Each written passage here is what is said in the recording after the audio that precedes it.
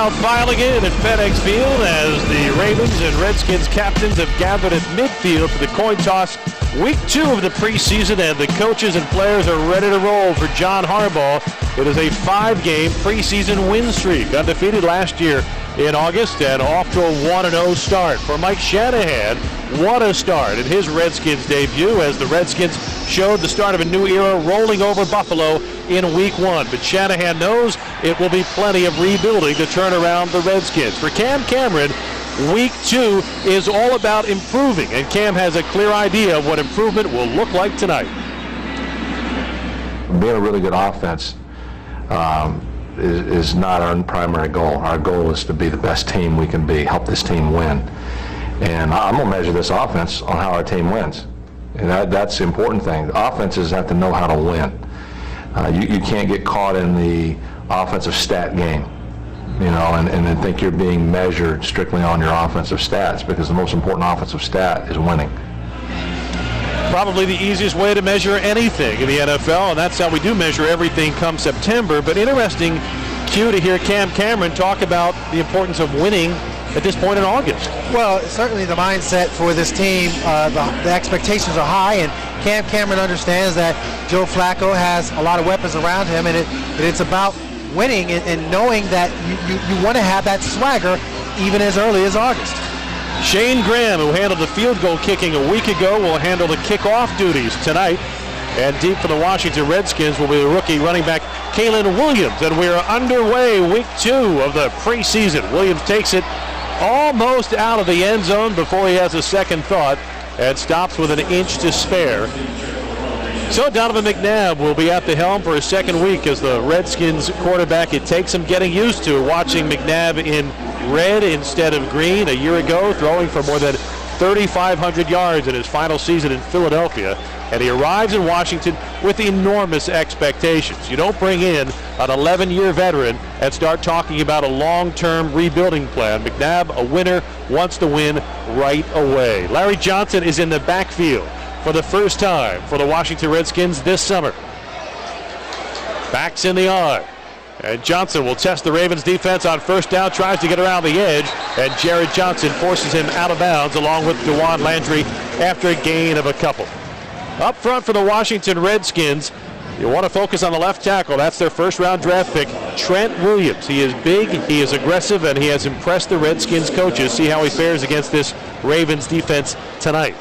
The specialist for Washington, Larry Johnson, as I mentioned, getting his first carries this summer. Played in Kansas City and Cincinnati a year ago. And Santana Moss, who has led the Redskins 5 years in a row receiving, is probably the go-to guy for McNabb here on second down. Over the middle, he was looking for the tight end, Fred Davis, and it was broken up by Ray Lewis. Let's take a look at that Ravens defense here in Week 2 of the preseason. Up front, Corey Redding is the new addition. The Ravens picked him up in the offseason, looking to have somebody replace Dewan Landry. He's done well so far, had a strong training camp. Ray Lewis, of course, still the heart and soul of the linebacking core, though Terrell Suggs is the pass rusher. And at the safety spot with Ed Reed out, all eyes turn to Tom Zbikowski, who had a great camp, and the Ravens will look for big things from him tonight. On 3rd down and 7, McNabb sets in the shotgun. Ravens will rush forward. McNabb with plenty of time, and he throws a strike complete to Santana Moss across the 35-yard line. Ray Lewis on the stop, but not before Washington has its first down of the evening. That was a great throw by McNabb. He fit that right in between two of the Ravens, including Ray Lewis. Did just a very good job of getting the ball in. Didn't have much room, but McNabb, do you remember the last time he played against the Ravens? That's when he was benched, if you remember. Yes, indeed. In Baltimore. That's Baltimore. Right, yes. Started the whole Kevin Kolb controversy. Kevin Kolb, of course, at the helm in Philly. And it's Donovan McNabb in D.C. Ray Lewis in his 15th season on that 3rd down stop, but it turns into a 1st and 10 for the Redskins at the Washington 37. There's Terrell Suggs in the backfield to stop Larry Johnson for a loss. I think Terrell is poised to have a great year, not just because of him being Terrell Suggs, but for the simple fact he came in with a much better attitude and way more aggressive, and he's healthy this year. That's something that's been different in since last year. Did a great job of cutting inside the back and having the athletic ability to get back outside. He's also in a stand-up position that time, too, so he's playing a little bit of 3-4 here with Terrell standing up. Loss of 4 on the play, 2nd and 14. Ball is at the Washington 33. Opening drive here in week number 2 of the preseason. McNabb under center. Sends his tight end Chris Cooley in motion.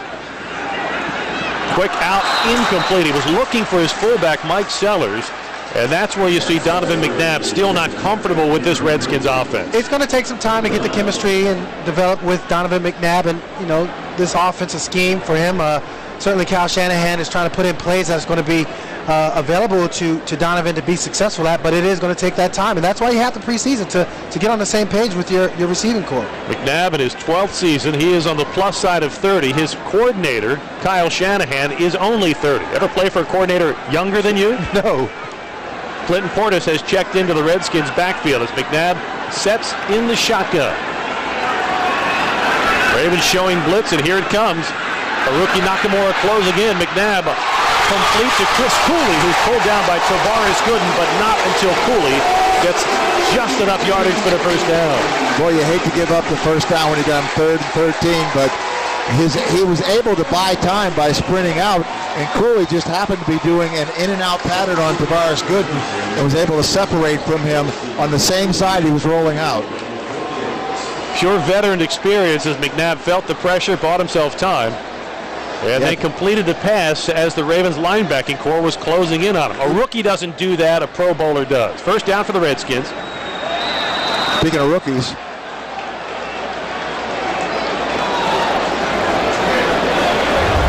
False start. Offense number 72. 5-yard penalty. Remains first down. Ron Winter, our referee. First flag of the night goes to Trent Williams, the number 1 draft pick for Mike Shanahan. Of course, we saw that happen with Michael Orr quite a bit last year in his first year. You tend to, especially when you're blocking guys like Terrell Suggs and Trevor Price trying to get off the ball. On 1st and 15, McNabb to throw over the middle, looking for Cooley, and he can't hang on to it. He had his tight end open, but the ball thrown slightly behind the Redskins tight end, and that'll set up a 2nd down. Juwan Landry on the coverage. Also in the secondary tonight for the first time this preseason, Fabian Washington is at one of the corners, and Q, as this game unfolds, if he can stay healthy, it has to be the biggest sigh of relief in his career. Well, certainly health is a major thing for him, but one thing I look at with this secondary, it's about working together and being on the same page, and I'm curious whether or not he has missed time and how quickly can he get up to speed as far as the different coverages that are going to be in play. On 2nd and 15, McNabb wants to throw from the shotgun. Pass is complete to Clinton Portis. A short gain near the sideline, but a penalty flag is down, and that flag flew just at the time of the snap. Ron Winter will have the call. After conferring with his team of officials. Illegal formation. Offense number 69 is down on the line of scrimmage. Penalties declined. Makes it 3rd down. Second penalty this drive for Mike Shanahan's offense. Ravens declined that one and set up a 3rd down. Yeah, the tackle, and they're really, it's a point of emphasis, keeping them in the line. They like to line up about a yard deep, almost like a wingback, so they have the angle to block that fast defensive end. They're already in their drop, so they're making them be on the line of scrimmage. If you watch the preseason game last night, that was called 2 or 3 different times. Yeah, Cincinnati versus the Philadelphia Eagles, definitely you saw a lot of calls by the line judge saying that the offensive tackle was offsides. 3rd down coming up for the Redskins. 3rd down and 10. McNabb so far 2 for 2 on this drive on 3rd down conversions. 4-man front for the Ravens. McNabb to throw, has time, going deep. Down the seam, he's got a man there, complete inside the 10-yard line. Anthony Armstrong, a first-year receiver out of West Texas A&M.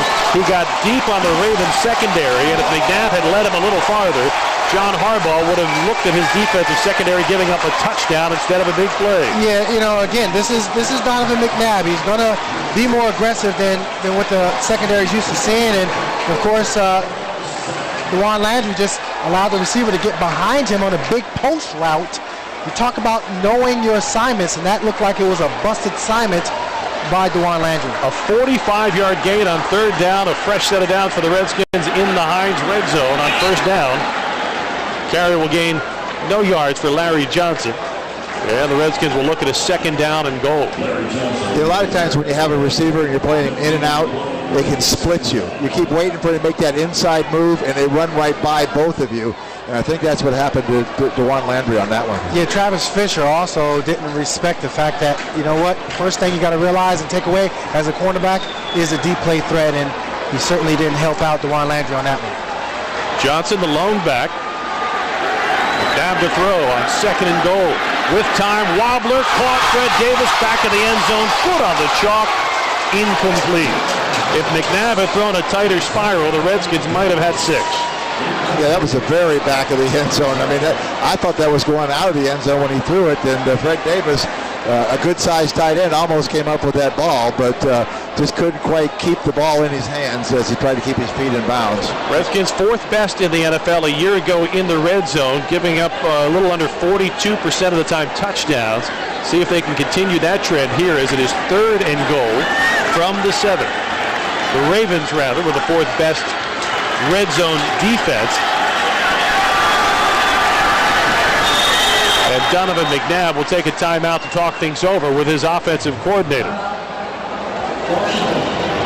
3rd down coming back. Scoreless in FedEx Field. First quarter on the Ravens Game Day Network.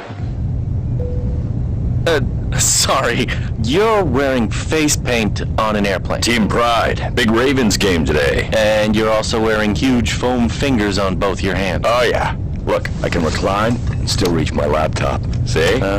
The Wi-Fi on AirTran flights lets me follow games online as they happen down on the field. So you dig the sport? I do dig the sports. Here, take my laptop. Come on, test my sports knowledge. Oh, okay. Right here. When was Ravens lineman Michael Orr born? May 28th, 1986, 2:36 p.m. I think you might need a girlfriend. Oh, I have a girlfriend. Her name is Sports, and I love her very much. Yeah. Hey, this is Michael Orr. This off-season, you'll find me on AirTran Airways non-stop flights to Cancun, Montego Bay, Nassau, and San Juan. Check out airtran.com and book a low fare with AirTran Airways. AirTran Airways. Go. There's nothing stopping you. Do you love big, rich flavor? Hi, I'm Jim Cook, brewer and founder of Samuel Adams. Nothing complements a great steak like a Boston Lager. The big, rich flavor of a steak deserves a big, rich, flavorful beer. Our caramelized malt and almost reckless use of hops give Boston Lager an unmistakably bold taste that goes perfectly with a juicy steak. Boston Lager and steak. Delicious. Boston Beer Company, Boston, Mass. Safe responsibly.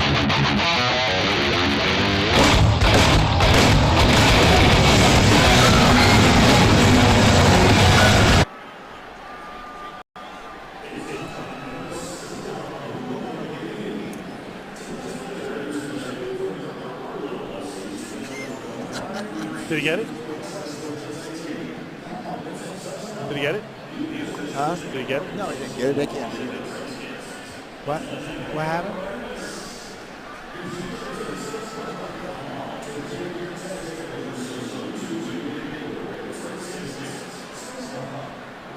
Three 3-0 Redskins lead the Ravens. Under 10 minutes of play in the opening quarter. We get our first look at the Ravens offense. Q, what are the keys? You know, big thing I saw last week was the offensive line play. You can't give up 7 sacks. I want to see better offensive line play this week against the Washington Redskins. They're going to play an aggressive defense. And the other thing is also handling the blitz. I know that this is about hot reads and sight adjusts, making sure that Joe Flacco, when he sees a blitz coming, that the receiver sees the same thing, and Joe Flacco is able to get it out to his wide receiver. Flacco to the line on first down. Ball at the Ravens 35. And they'll go end around to Dante Stallworth. Stallworth has a gap, and he gets across the 40-yard line before he is taken down by Carlos Rogers. For the Ravens up front, all eyes go to the right tackle. Tony Moll filling in at right tackle, trying to see if he can't lock down some playing time with Jared Gaither injured. In the backfield with Joe Flacco. Ray Rice getting his first carries perhaps tonight, but Anquan Bolden is the big target that everybody has watched tonight and all summer long. Here's Ray Rice on his first carry of the preseason, and he'll gain 7 and pick up the first down out to the 47-yard line. The defense the Ravens will be working against: Carricker, Kim Oatu, a former Raven, and Golston up front for Washington. London Fletcher, the veteran at linebacker, he anchors this defense. And in the secondary, which is a good one for Washington, the corners, Carlos Rogers, D'Angelo Hall, always a threat for a pick and a score. D'Angelo Hall had an interception last week and almost took it all the way. 1st and 10 Ravens. Ball is at their 47. Flacco to throw. Good protection over the middle, and it's incomplete at the Washington 40-yard line. Todd Heap was the target. Ron Landry on the coverage. Yeah, Plenty of jawing at the end of that game by that play, by the way, with and I don't think it was Landry asking Heap to pass a message along to his brother. No. They like to put hits on people, and that was a good break by Rocky McIntosh, the linebacker. On no huddle, the toss mishandled by Ray Rice. A reverse field. Flacco throws a block. Ray Rice with a stiff arm and is hounded out of bounds by LaRon Landry. But a great adjustment on Ray Rice's part after mishandling the toss from Flacco and getting plus yards on a play that had negative yards written all over. I think we'll just chalk that up to a little preseason rust, and Ray Rice getting in the game, didn't play versus the Carolina Panthers, so here he is trying to do a simple pitch. It's one of those things where you take the fundamental things for granted. Ray's going to know that he's going to have to look that ball in before he gets upfield. 3rd down and 7 for the Ravens. Ball is at midfield. 8:15 to play in the opening quarter. Ravens trail the Redskins by 3. Flacco from the gun. Firing near sideline. Derek Mason pulls it in. A penalty flag, however, is down, and that's likely a false start on the Ravens. Yeah, I think it was on Michael Orr. He set up just a little too early. The snap. False start. Offense number 74. A 5-yard penalty. Invades 3rd down. So the first-round draft pick a year ago, Michael Orr at left tackle now, flinching just a heartbeat ahead of Matt Berg's snap. And instead of a first down conversion on 3rd down, Joe Flacco is now looking at a 3rd and 12.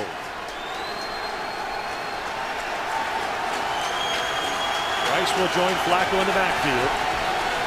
Michael Orr and the offensive line set up for pass protection. Ravens line gave up 6 sacks a week ago. See how they fare here. The 4-man rush. Flacco under pressure, throws the check down to Mason, and Mason unable to get more than a yard or 2 on the play, and that'll send the punt team on for the Ravens. D'Angelo Hall on the coverage at the stop, and Derek Mason shoving at the helmet of LaRon Landry. So things getting testy and chippy right out of the gate here at FedEx Field. Yeah, and it's Landry most of the time. If you notice that, maybe he wants to show up his brother here, but Derek knew he had to get 13 yards, and if he just turned upfield, he wasn't going to get it, so he tried to get outside and just couldn't do it.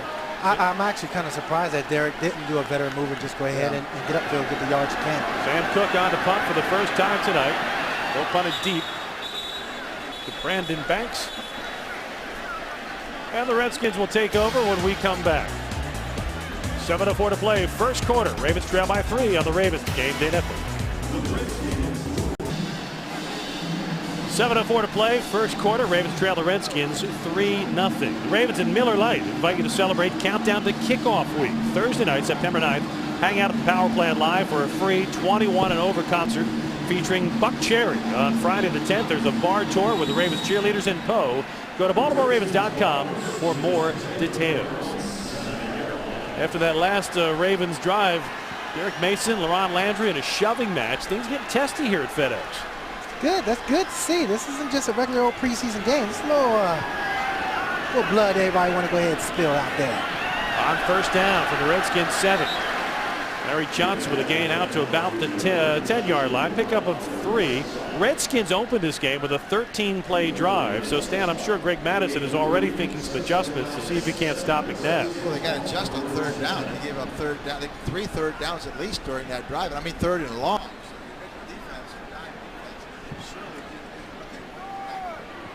Ravens have the Redskins bottled up after the fair catch at the Washington 7. 2nd down and 7. And the give to Clinton Portis, who will get the ball out to about the 15-yard line. A loading nada on the stop. And Stan, there you go. He'll set up a third down for Washington.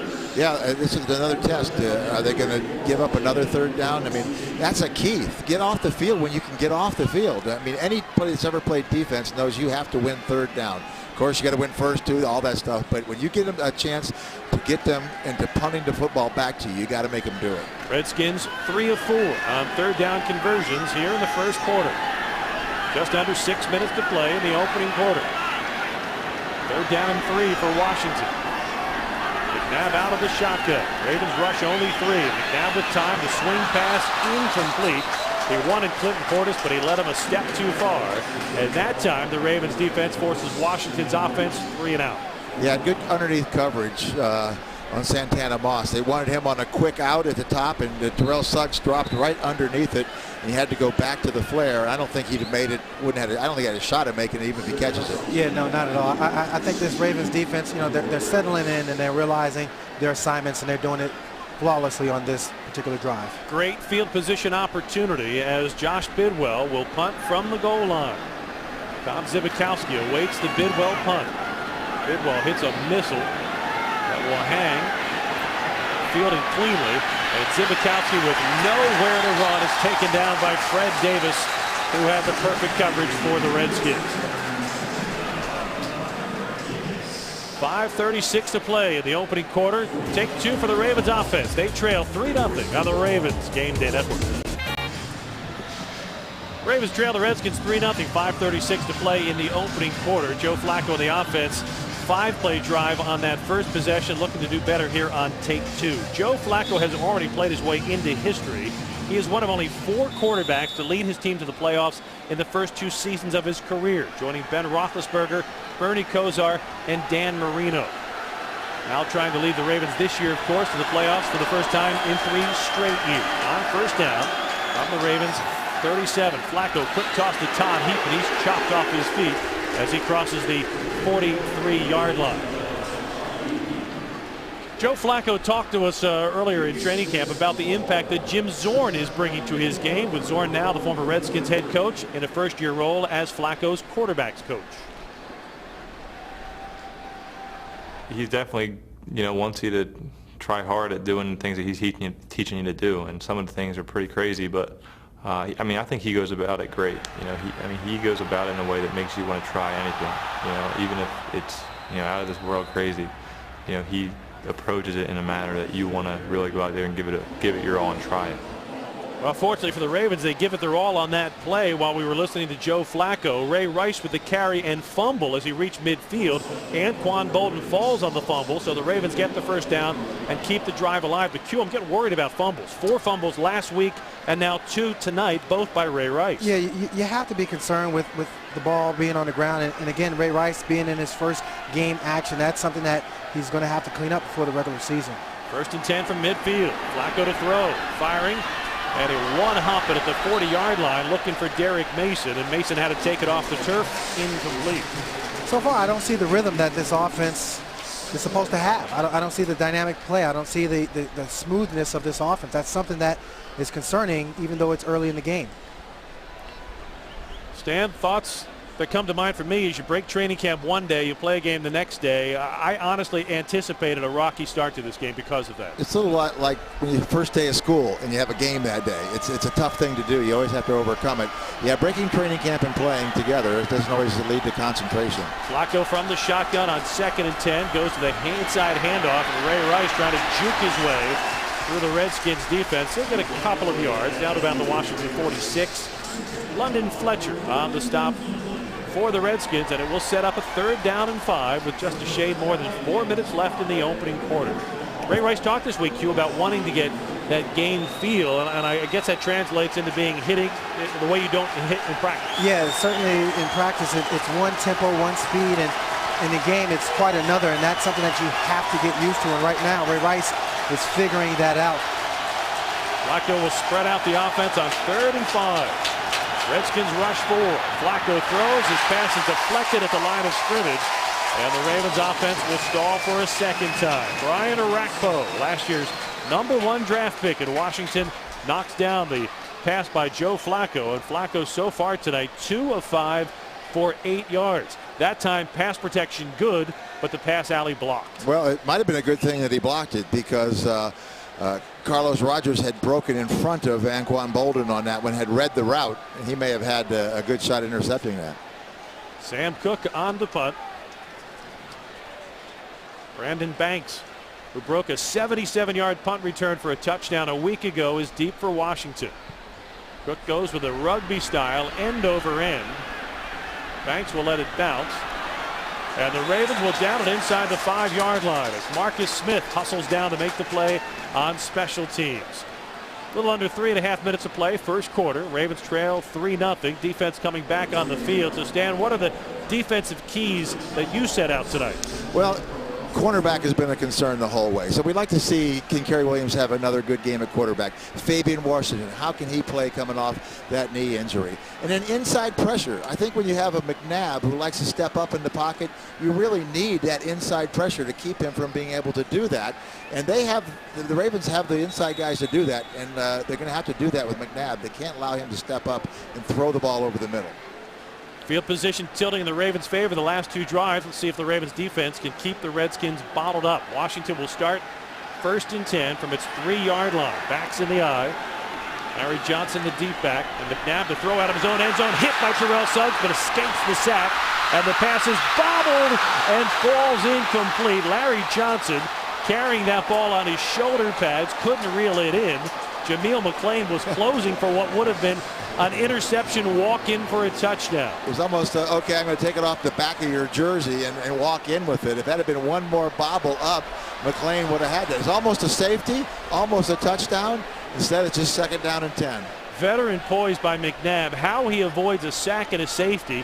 He just stepped up the last second as Suggs tried to swing his right hand down on the ball. A play filled with almost, but instead it's just 2nd and 10 for Washington from the Redskins 3. Larry Johnson, the lone back.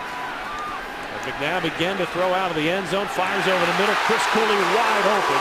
And he'll have a first down as he crosses the 20-yard line. Tom Zibikowski on the stop. But again, the Ravens had the Redskins bottled up and couldn't keep them there. And somebody blew a coverage, because you don't let Chris Cooley get that wide open. Somebody just didn't take their coverage. I couldn't tell if it was zone or man, but somebody either blew their zone and ran out of it, or they it might have been Ray Lewis right there running out. That looks like it might have been his position to take that inside route. Yeah, that was a cover 2 look, and Ray was supposed to carry the tight end to the middle of the football field. Didn't do it, got fooled, and now 1st and 10, Redskins. Larry Johnson gets the pitch on 1st and 10, and Jameel McClain lowers his shoulder and stops him at the line of scrimmage. So McClain still feeling that almost touchdown he missed out on 2 plays ago. Now that he took on the big tackle, Trent Williams, and he stoned him and got off of him. I mean, took him on 2-gapped him head up and knocked him backwards, and then got off the tackle, got off the block and made the tackle. Jameel McClain is going to have to make plays like that. Get the coaches thinking about who's going to be that guy next to number 52 in the middle of the football field. Right now, Jameel McClain, you keep making plays like that, you're going to be on that field.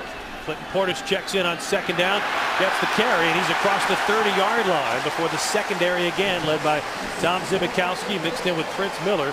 Can come up with a play that stops Portis, but not until Portis gets a sizable chunk running the ball. The Ravens went with their nickel defense, and they ran against it this time. The nickel defense has been a problem for the Ravens tonight. Tavares Gooden's in at linebacker. He gets shoved out of the way, and Portis just makes a good cut, makes yardage. This tackle leads to a 9-yard gain, sets up a 3rd down and 1 for the Redskins. They spot the ball at the Washington 30. Ken Hamlin has checked into the secondary, the former Seahawk and Cowboy safety. Trying to earn some playing time in the secondary rotation. On 3rd and 1. The give is to Larry Johnson, bottled up in the backfield. Penetration by Suggs, Haloti Ngata, Trevor Price, and the rookie Terrence Cody on to finish off the play, and the Redskins drive. I think the Ravens may be better off as 3rd and 1 than it is 3rd and 10 or 11, because it's tough to run against the Ravens when you line up with a tight formation and they get bringing 9-10 guys to the line of scrimmage. Punt team on for the Redskins. Tom Zibikowski is deep, awaiting the punt from Josh Bidwell. Bidwell gets it off cleanly, but it is a short wobbler. Zibikowski will let it bounce and then back away as the Redskins will down it just inside the Ravens' 40-yard line. Final minute of the first quarter. Ravens trailing the Redskins 3-0. And Joe Flacco is heading on the field to see if the offense can't find a little bit of momentum.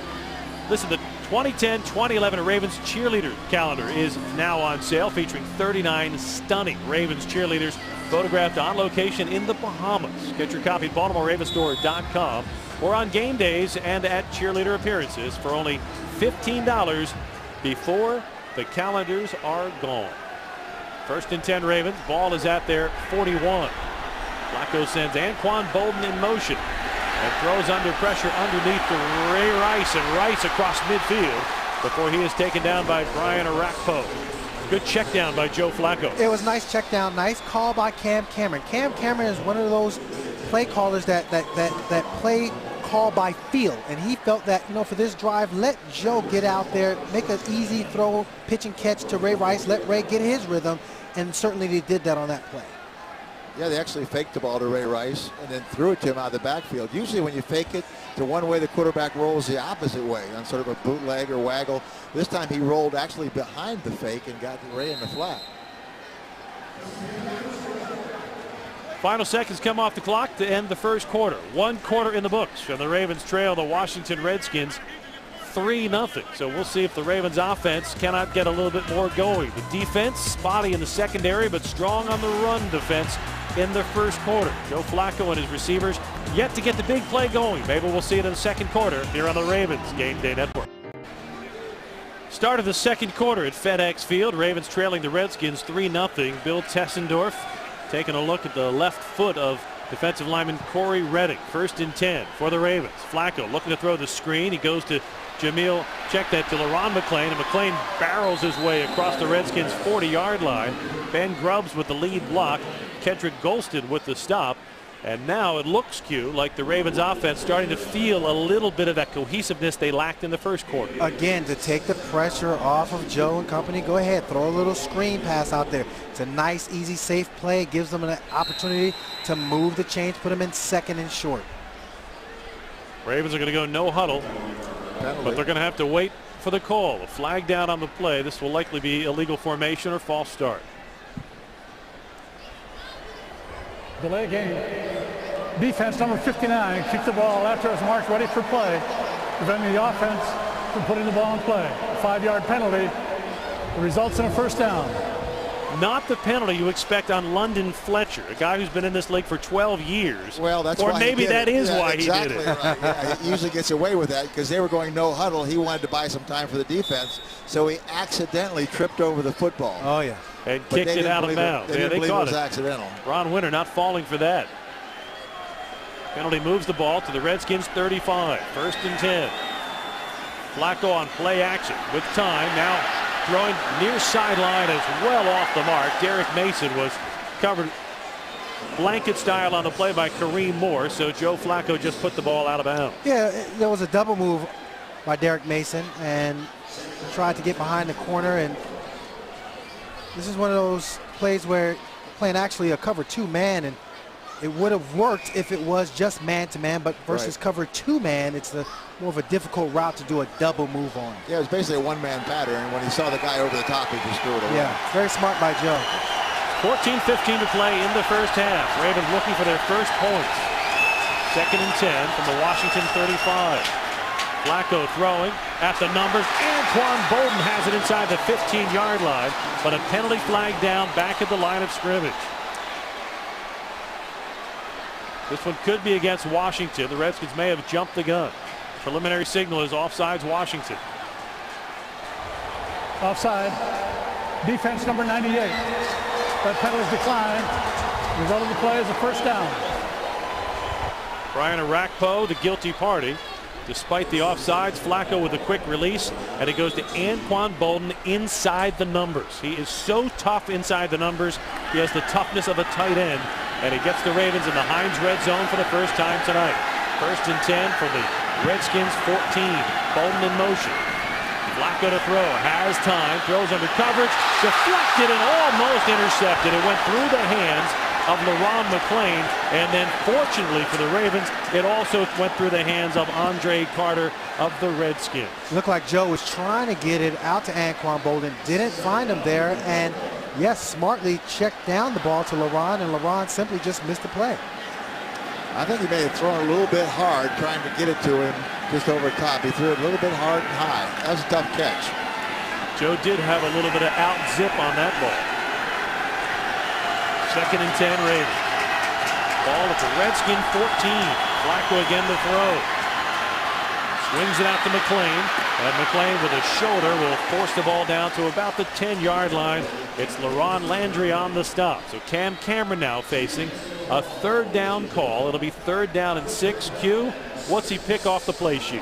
Oh, this is one where either you're going to try to isolate a guy one-on-one, perhaps motion Todd Heap and get him to work on the linebacker in the middle of the football field. Let Joe go to work on that.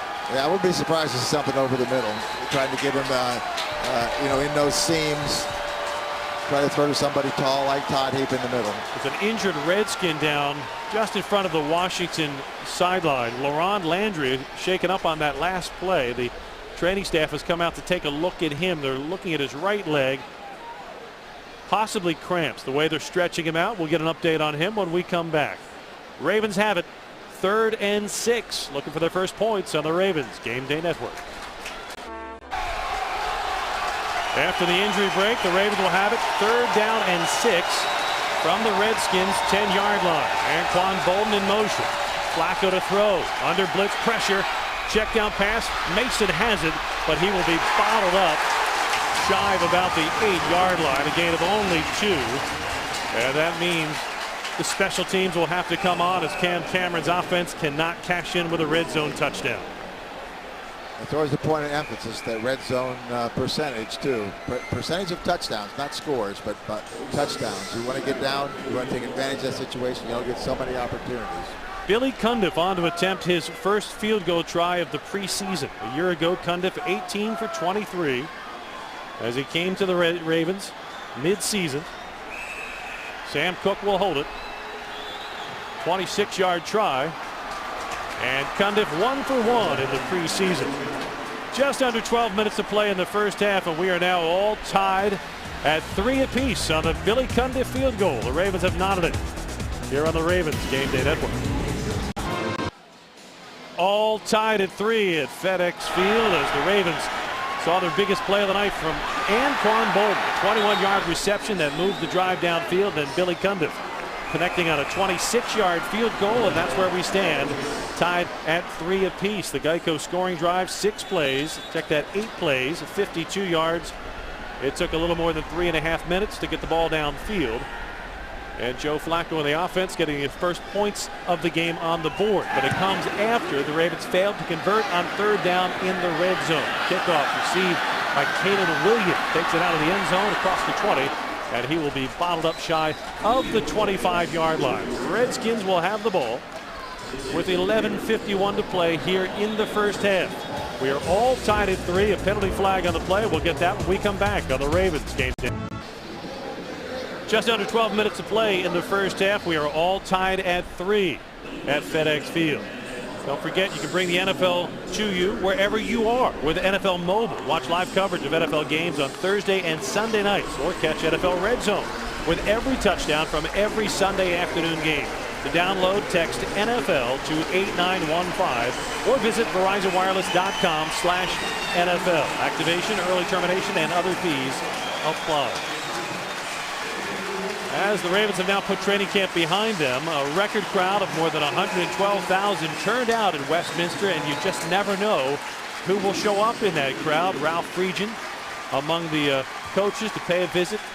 John Harbaugh and Ozzie Newsome throughout camp. We saw the soccer team, Manchester City, came out, kicked the ball around with Trevor Price, who is an enormous soccer fan. Man City is his team. Of course, the commissioner stopped by training camp, Roger Goodell, visiting with Ravens player rep as well as all of the players. And of course, John Madden was on hand, and all the players wanted to know from John Madden was, hey, am I fast in your game this year?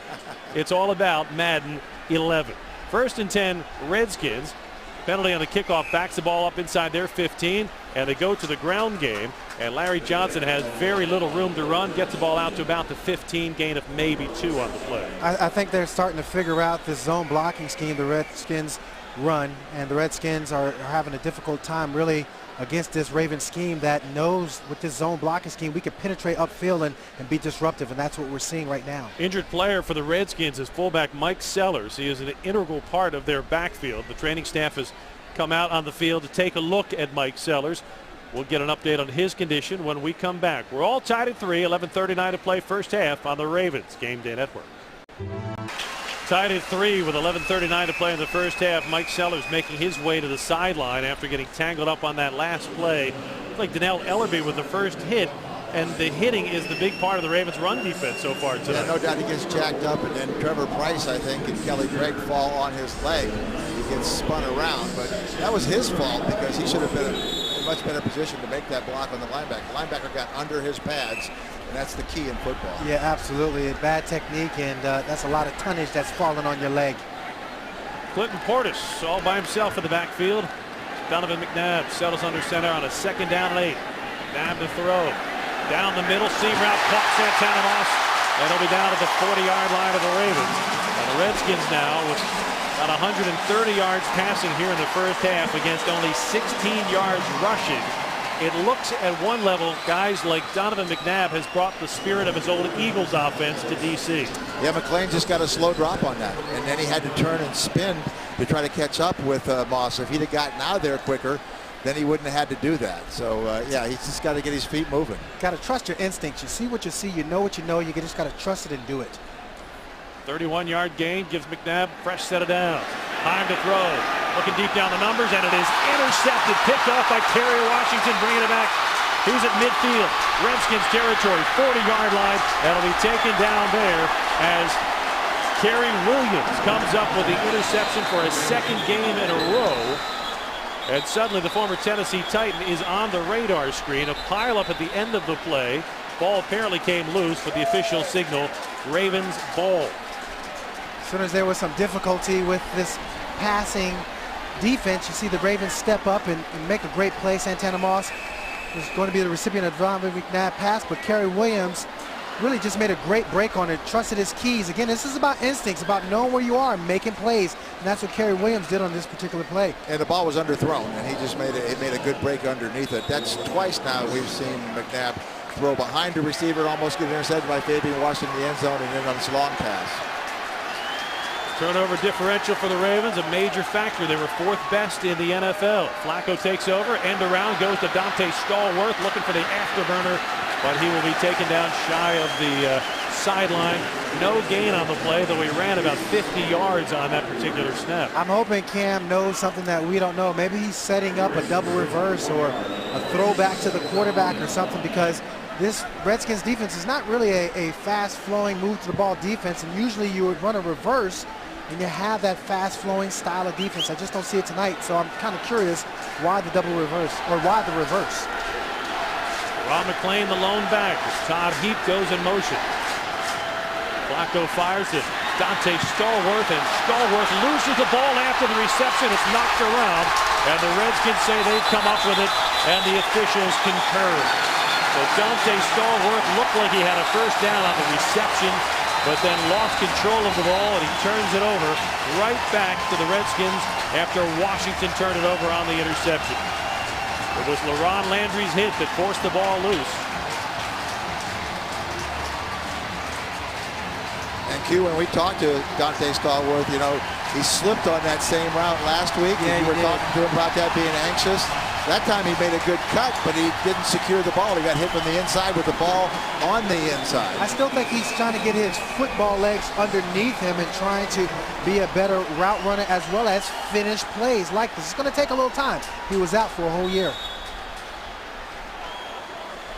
9:41 to play in the first half. And the Stallworth turnover puts the ball back in the hands of Donovan McNabb with 9:41 left. Tied at 3. McNabb to throw under pressure, hit from behind, but he protects the ball as Terrell Suggs closes in on the sack and drops the Redskins offense back to the 26-yard line. Second time tonight Suggs has had the big pressure And that time he got to McNabb, though he did not jar the ball loose. For our radio listeners and our radio stations, we pause for 10 seconds for station identification here on the Ravens Game Day Network.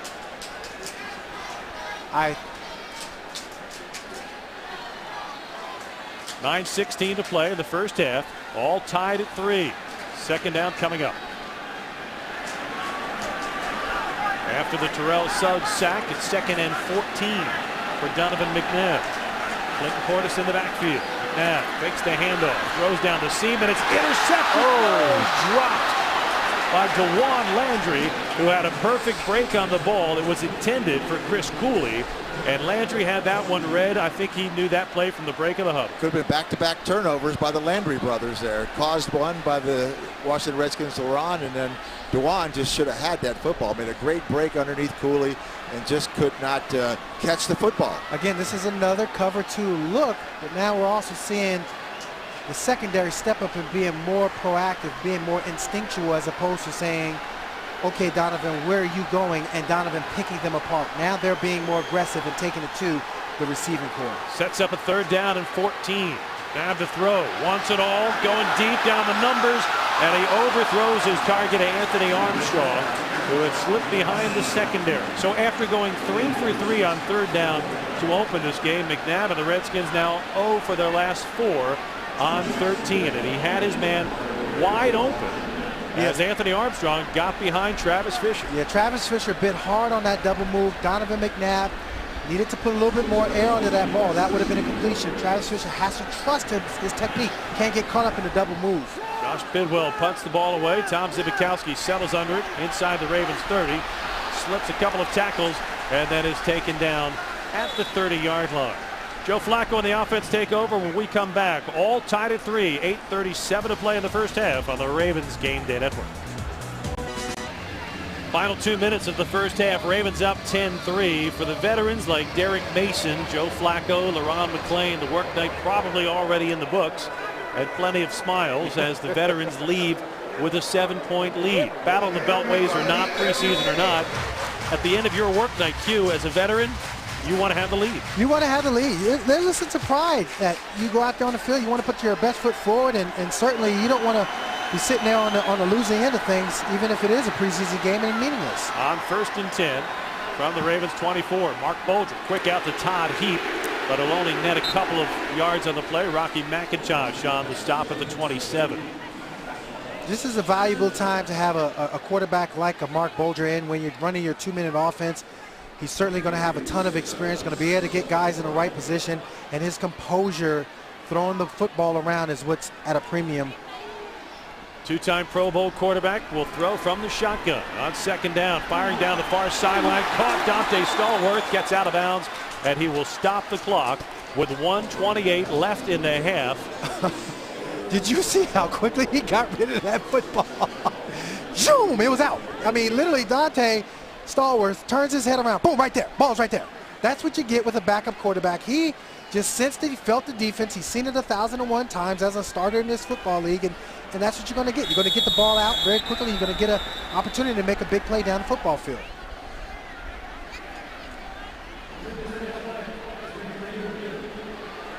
And that review is coming from up top. A 25-yard gain on that last pass and catch from Bolger to Dante Stallworth. Q, you mentioned quick. Joe Flacco told us this week the thing he loves about Stallworth is he can blow the lid off of coverage. Yeah. So Stallworth is down the sideline in a blink. Bolger gets the ball out of his hand in a blink.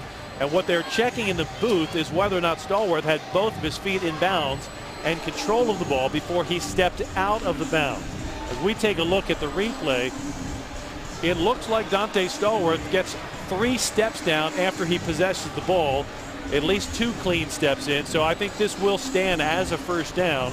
And if it does, it changes what Cam Cameron has in mind to do because he has the ball right just shy of midfield. Yeah, clearly he catches the ball. He has it in control. There's no bobble whatsoever. He made a move after the catch. This is should be a no-brainer and definitely a nice pitch and catch by Bolger to Stallworth. And you're right, now Cam Cameron can open up the playbook a little bit more and be a little bit more aggressive and taking some shots into the end zone. Ron Winter has had his communication. with the officials in the booth up top.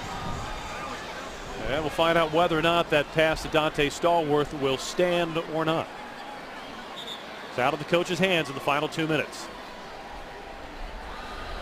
After review, the ruling on the field is confirmed. The receiver had possession of the ball with 2 feet inbounds. First down, Baltimore. 1st and 10 Ravens near midfield. When you watch the replay on a reception like that, your initial instinct is, okay, why would you even have the booth challenge that? But Q, in the regular season, you'd want the booth to err on the side of caution. You want the booth to err on the side of caution, so I guess in the preseason you want to just go ahead and get in the mix and go out there and let's see what it looks like. Let's go through the motions and do a little replay practice. 1:28 to play in the half. The Ravens have it. Redskins side of midfield at the 48. Bulger, short drop, quick release. And guess who's on the receiving end? Dante Stallworth. Unless I'm missing something, they ran the same play. They ran the same play. You're looking at a cover 2 look. That means the cornerback has the lower third of the field, and the secondary or the safety has the half of the field. And literally, you're seeing just a beautiful throw and catch display by Bulger and Stallworth. 18-yard gain will put the ball just shy. Ray Lewis having a little excitement. Ray Lewis out of the game, but donning the cheerleader cap. Mark Bulger on his first drive. Redskins bring a cornerback blitz. Bulger beats it with a quick slant to Mark Clayton, and Clayton is down to the 25-yard line. Ron Landry on the stop. Carlos Rogers came on the blitz, and Mark Bulger, the 10-year veteran out of West Virginia, beat that no problem. Bulger will stay in hurry-up mode. Clock is running. 1:06 left in the half. Bulger throws the quick out to Clayton, and Clayton with the reception finally able to get out of bounds. Carlos Rogers on the coverage.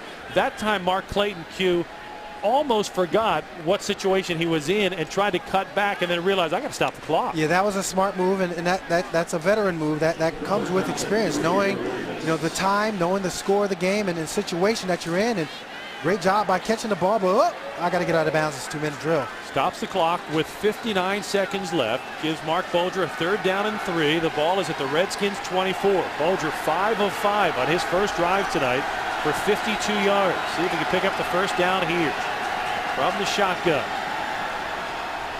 Bulger fires a strike inside the 20-yard line, but Harper cannot hold on to it. Justin Harper had his first opportunity of the night, had a first down if he makes the catch.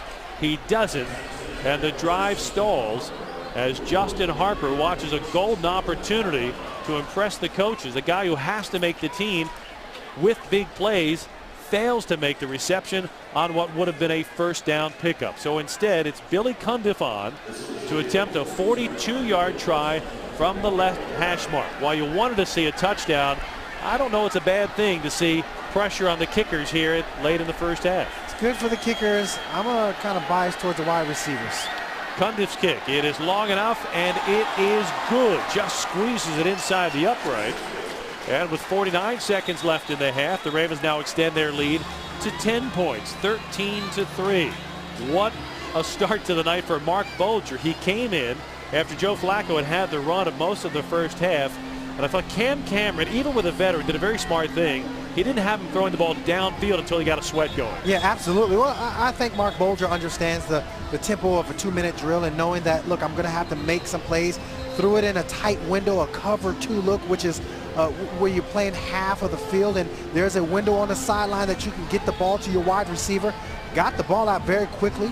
Then the blitz came, and he did an excellent job of really just recognizing the blitz, seeing the hot read. Mark Clayton was a recipient on that. Got the ball out real quickly to the sideline to Mark Clayton. And, of course, Justin Harper, if he would just have made the catch, you would have seen Mark Bulger continue on down the field, because that would have been an easy catch for Justin Harper for the first down. So the drop ball by Justin Harper ends what could have been a touchdown drive. The Geico scoring drive, 9 plays, 63 yards, just shy of 2 minutes come off the clock.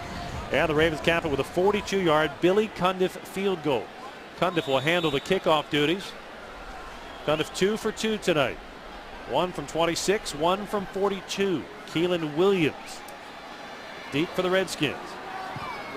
Cundiff hits a nice high end over end, fielded a yard deep. Williams brings it out across the 15, across the 20, and it'll be taken down as he crosses the 25-yard line. Jason Phillips in on the mix along with Edgar Jones.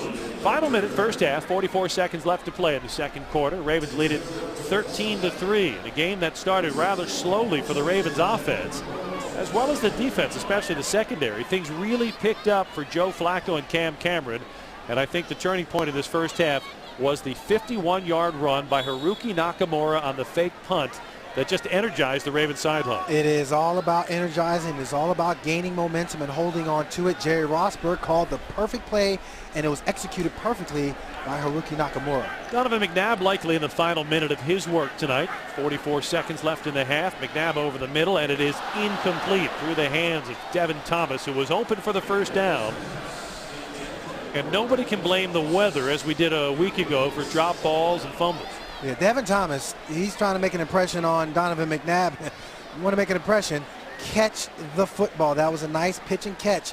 Third-year wide receiver out of Michigan State, had a lot of high expectations coming into Washington and has failed to live up to those expectations. John Harbaugh has seen his defense hold the Redskins to just a field goal in the first half. McNabb from the gun, second down. Again in between the numbers, and this time it is caught. Anthony Armstrong wrestling the ball into his body. Spun around with the ball, brings it down, moves the chains. The Redskins will take a timeout. Again, McNabb may have been a little bit behind his target on the play. Armstrong had a reach around, bobbled it, a pirouette grab. Well, what I love about it is just how he extends out for the ball, didn't allow the ball to get away from him. You slow the ball down with your eyes. When you slow it down with your eyes, everything around you, just allow your peripheral vision to pick up the flight of the football, trust your hands, and just snatch it out of the air. Anthony Armstrong, that's a guy who is making plays, play after play. Made the big play earlier in the game with the big post route, and now he comes back with a critical catch to help move the chains, keep the ball going, and you got to say, if you're on that offensive staff, a guy who's making some plays and keeping my mind on him is Anthony Armstrong. 12-yard gain, pushes the ball out to the Redskins 39. 34 seconds left in the half. McNabb with one timeout left to work with. Throws it again on the slant, cross midfield, complete to Armstrong, who's taken down by Tom Zivikowski as he crosses into Ravens territory. And the Redskins will have the ball inside the Ravens' 45-yard line. You know what certain guys can do, and that's all well and good. You know what Chris Cooley's going to give you. You know what Todd Heap's going to give you. You know what some of the veteran players are going to give you. But what about these young guys? This is a bright light situation. How in the world are you going to adjust to it? Redskins use their final timeout following the completion and the first down. 27 seconds left in the first half. Washington obviously wants to work on its 2-minute offense here. And that means Greg Madison and the Ravens defense get a chance with some of their reserves to try to dial in what they're going to do in 2-minute situations. Obviously, you would have a Terrell Suggs, you'd have Ray Lewis, you'd have your regulars in there. But what a great opportunity now for some of the new players like Corey Redding and some of the younger players like Jameel McClain and Tavares Gooden to try to operate what's in the mind of their defensive coordinator, Greg Madison. All about communication on the defense when you're talking about the 2-minute offense and you're trying to defend against it. We'll put a second back on the clock. 28 seconds left in the half. Blitz pressure. McNabb throws, and it will be incomplete. He was hit as he threw the ball. Devin Thomas the target. And that time, blitz pressure coming up the middle. The difference for the Ravens. It stops the clock with 25 seconds left in the half. Jameel McClain just applying pressure right up the middle. Fellow Orange men going after one another.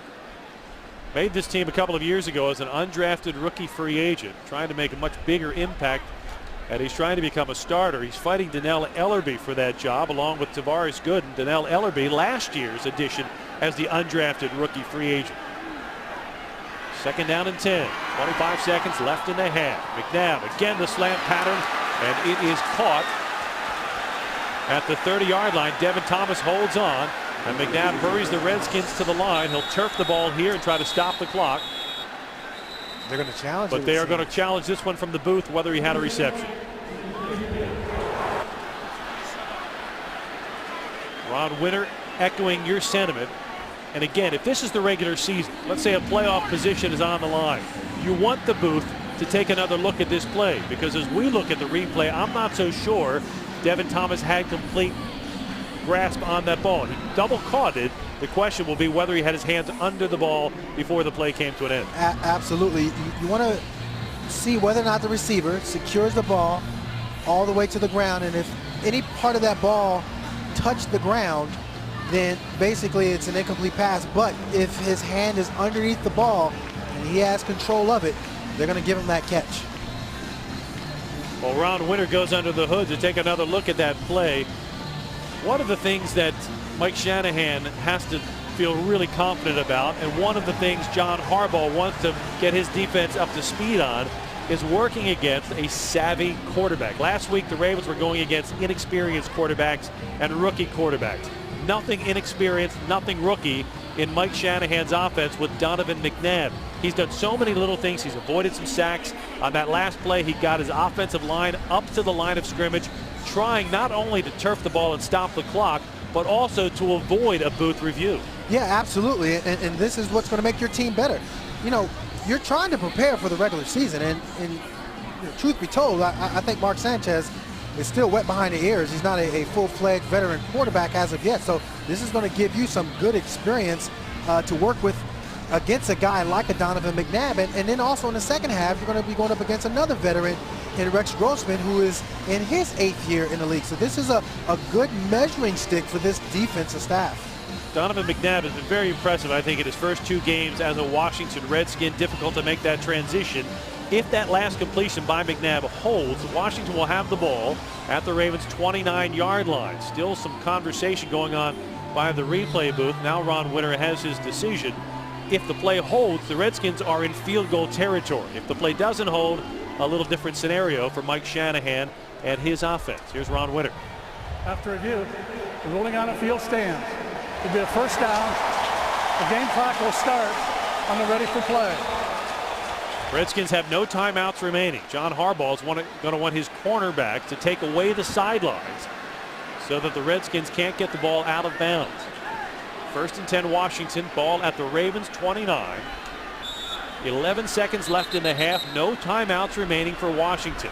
And some confusion in the Ravens secondary. And the Ravens have to burn a timeout. A 30-second timeout. Very smart. Confusion, fine. Call a timeout, get it fixed. You have Prince Miller back there. He's a rookie. Travis Fisher, he's new to the team. Greg Madison is bringing Jameel McClain over to the sideline for a quick refresher course. Chuck Pagano, the secondary coach, also in the conversation. This is what burns coaches. This is stuff they have covered 50 times in meetings in Westminster. But I'd rather have you be frustrated and get it right than to be frustrated, don't call a timeout, and all of a sudden a big play happens. You want to make sure guys are on the same page, and calling that timeout was critical. And during the timeout, a change in strategy for the Redskins, who will trot the offense off and the special teams on. And Graham Gano will come on and try a field goal. With 8 seconds left in the half, it will be a 47-yard attempt. Hunter Josh Bidwell will hold. So cat and mouse, and it winds up looking like a dog. Gano, a former Raven tryout from 47 yards, wide right. And that dog just yelped. That dog doesn't hunt. It didn't hunt last year for the Ravens, and Gano better be careful, or it might not hunt this year for the Redskins. Graham Gano was competing a year ago in Ravens camp with Stephen Hauschka. He lost out that job to Hauschka. Hauschka would eventually lose the job after missing a potential game winner in Minnesota. Gano knocked around in the UFL, kicked the championship game-winning field goal for Las Vegas, and wound up in Washington. It is a bizarre lifestyle for special teamers, for anybody in the NFL, as Mark Bolger and the Ravens offense will take the snap and wind out the first half. So 1 half in the books. The Ravens will head to the locker room in front by 10, 13-3. John Harbaugh is going to join us now as he visits with Stan White down on the sideline. And we're going to find out the coach's thoughts. Let's go down to Stan on the sideline. All right, Jerry, thanks a lot. Looks like the old special teams coach pulled one out of his hat there, Coach. I forgot about that already. It seems so long ago. Great job by Jerry Rosberg. I'll tell you the beauty of it. They had an idea it was coming, and our guys blocked it really well. And the rookie made a couple good moves. He sure did. Made a couple guys miss. Yeah, it's funny sometimes you went into this game defensively trying to stop the run because they ran a little bit. And that first drive, you stoned the run. Right. But third down, you couldn't get him stopped. Well, you know what? We were in pretty good coverage there twice, and Donovan made 2 really good throws on us. So really 3 good throws because we had him flushed out of the pocket, made a great throw to Cooley. We didn't plaster that coverage quite as tight as we wanted to. So third down coverage was an issue in the first quarter. Thought our defense really stepped up, and our second defense did a nice job against their first offense late in the half. All right, Coach. Good job. Thanks, Good luck Stan. the second half. All right, back to you, Jerry. Thank you, Stan. Halftime at FedEx Field in Landover, Maryland, where the Ravens lead the Washington Redskins 13-3. Special teams living up to that name in the first half. It's halftime. 13-3 Ravens on the Ravens Game Day Network. And Donovan McNabb. And now in the second half, of course, it will be all about the battle for jobs. And when we come back, we'll take a look at those first half highlights and set things up for what you can expect in the second half as the Ravens look to extend this lead. 13-3 in front of the Washington Redskins.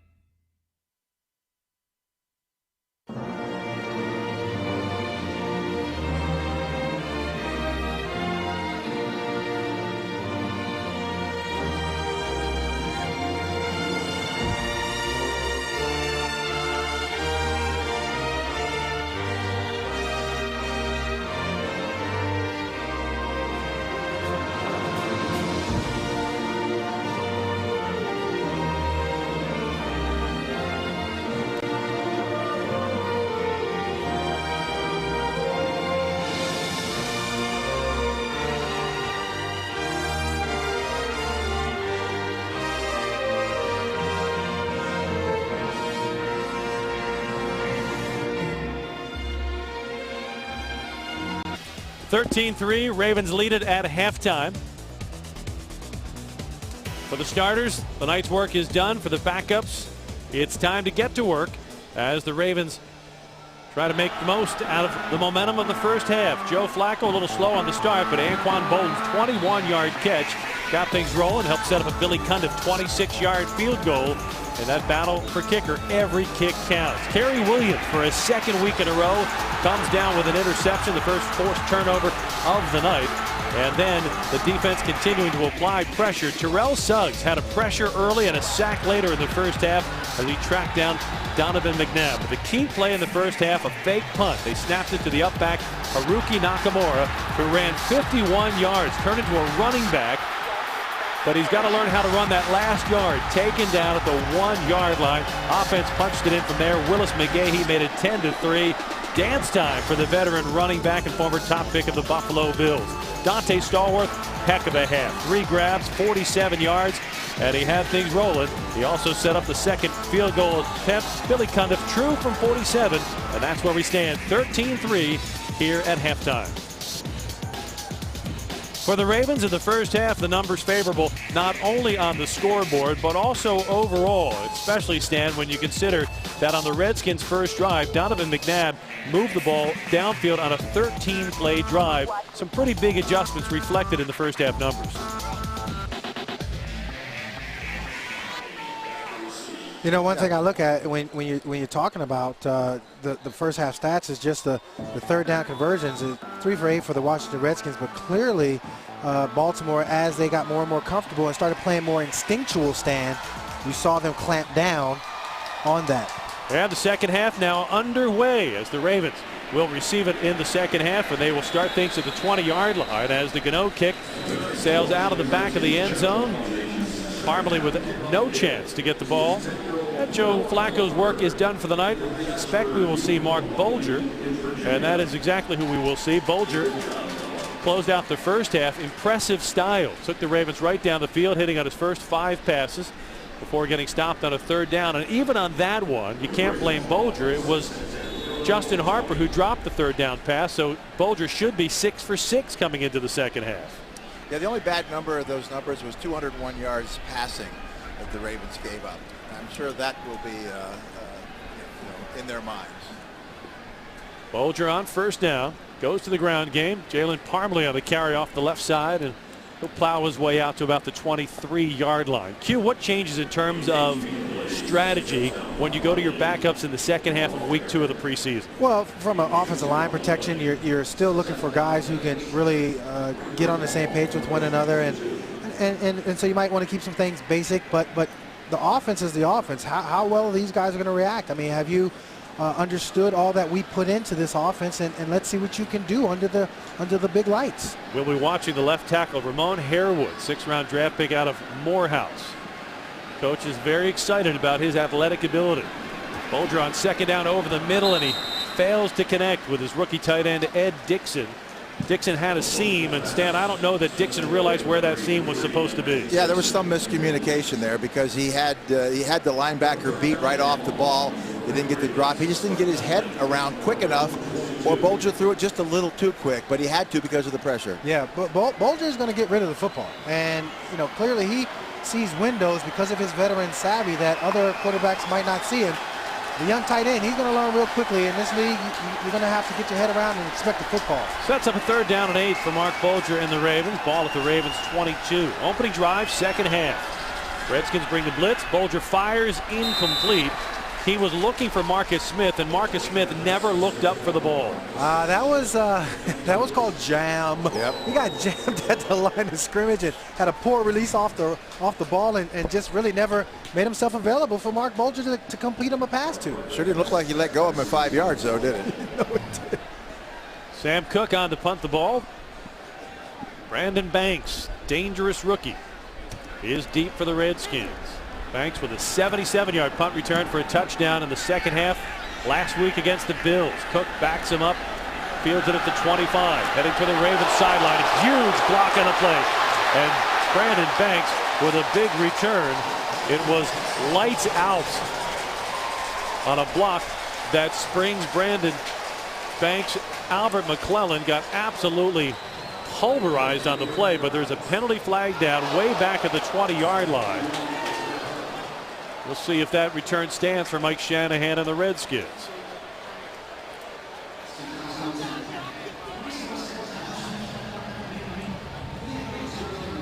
Here's Ron Witter with an explanation as he sorts it out. During the kick, holding number 46 on the return team. 10-yard penalty, 1st down. Penalty will back the Redskins up. Oh, man. Albert McClellan got absolutely crushed on the play by Darrell Young. 13-3. Ravens lead at 3rd quarter on the Ravens Game Day Network. 13-3. Ravens in front of the Redskins. On that last Redskin punt return, Washington would have had the ball near midfield, but for a penalty that backs them way up. All the way back to the 18-yard line, a 33-yard penalty. Special teams kill you. Rex Grossman now in at quarterback for the Redskins. Wants to throw on 1st down, and he will just sling the ball incomplete. Fred Davis, the closest receiver, that time wanted to avoid a coverage sack. Yes, he did. And I will tell you this, Rex Grossman is one of those quarterbacks that they don't like to just throw the little check down. They're trying to go for it all. He wanted to go deep. Great coverage by the Ravens secondary. He wanted to sling that ball out there. Donovan McNabb finished in the first half 11 of 26, 206 yards, 1 interception, no touchdowns. It's Grossman's game now. Willie Parker has checked in. for the Redskins. Grossman complete that time to Roy Dell Williams, fourth-year receiver out of Tulane, who has not caught a pass in the regular season since 2007. Former Titan trying to find a way to hang on in the Redskins. Well, they're in good shape now. It's 3rd and 1 rather than 3rd and 10, so they're in, better shape defensively. For the veterans, it's time for the shoulder pads to come off. The baseball caps go on, and it's sit back and watch the young guys play. After Rex Grossman is a young guy, an 8th-year veteran out of Florida. Hands it off on 3rd and 1. Keelan Williams picks his way through some traffic, and he will be close to a first down, but shy of the first down. They're better off. They're better off being 3rd and short. They stop him every time. 3rd and long, they've had their troubles. While that's great for the run defense, the concerns I think we all carried it into preseason about the Ravens secondary because of injuries continue to linger when you see what Donovan McNabb was able to do on some of those 3rd and longs in the first half. Prince Miller is deep, awaiting the punt by Josh Bidwell. 57-yard return a week ago for Prince Miller. He backpedals and settles it under the 15-yard line. Penalty flag is down on the return as Miller is taken down at the 23-yard line. And the Ravens will likely get backed up from there. Yep. Like I said, penalties on special teams can be devastating. You lose the whole run, and you get penalized back from where you caught the football. Ron Winter waiting for the call from his staff. Preliminary signals holding. Holding. Number 36 of the return team. 10-yard penalty. First down.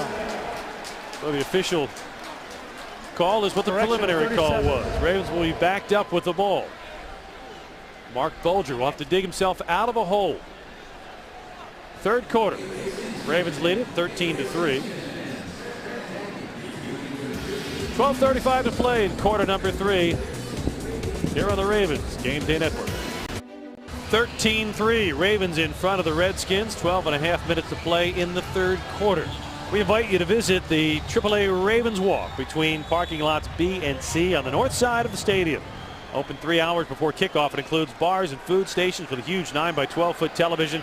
Now you can join us for the early bird special. Buy 2 beverages for the price of 1 for the first 2 hours. AAA Ravens Walk is open. 1st and 10 Ravens backed up inside their 10. Mark Bulger fumbles the snap, dives on the ball. And the Ravens will have it 2nd down.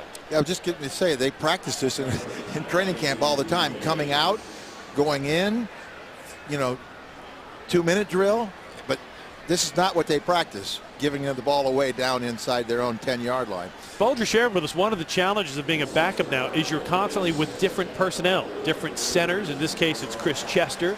Different offensive linemen, different receivers. It's hard to get some cohesiveness. Ravens have to be careful not to turn it over. Backed up 2nd and 11 on their 5. Bulger for the pump fake, throwing near sideline. Terrific catch by the rookie David Reed. He pulls it down in front of Reed Dowdy.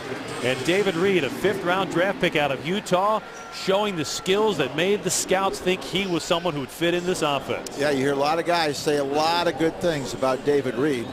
Dowdy just made the wrong decision. He tried to jump rather than separate him from the football. A big hit there would have probably separated, but he went up and tried to get the football. 22-yard gain puts the ball at the Ravens 27 and gives Mark Bulger a fresh set of downs. David Reed only comes in at 6 feet, but he has great vertical abilities. The swing pass goes to Jalen Parmalee on 1st down, and Parmalee knifes his way out to the 35-yard line for a pickup of 8 yards. Chris Horton on the stop for the Redskins, but just as he did in the 2nd quarter, Mark Bulger has something going with this offense. Well, he hit the hot receiver real quick. That's why you saw Ed Dixon didn't get his head up, and he was a hot receiver on a blitz. This time, Parmalee was a hot receiver. He turned and got the ball with nobody, within 10 yards of him, able to make a good gain out of it. There's certain things you see in a game you don't see in practice. In practice, Mark Bulger looks like a guy who has kind of a funky release when he throws the ball. Right. In the game, you realize he's a guy with a quick release, and there's that quick release as David Reed reaches out and snatches the ball before it hits the turf. Philip Buchanan on the coverage, and Reed will pick up the 1st down as he moves the ball out to the 40-yard line. Yeah, one of the things they say about David Reed is I've never seen him drop a ball. That was an outstanding catch. He had to really go backwards and stretch out his hands just to get to the football.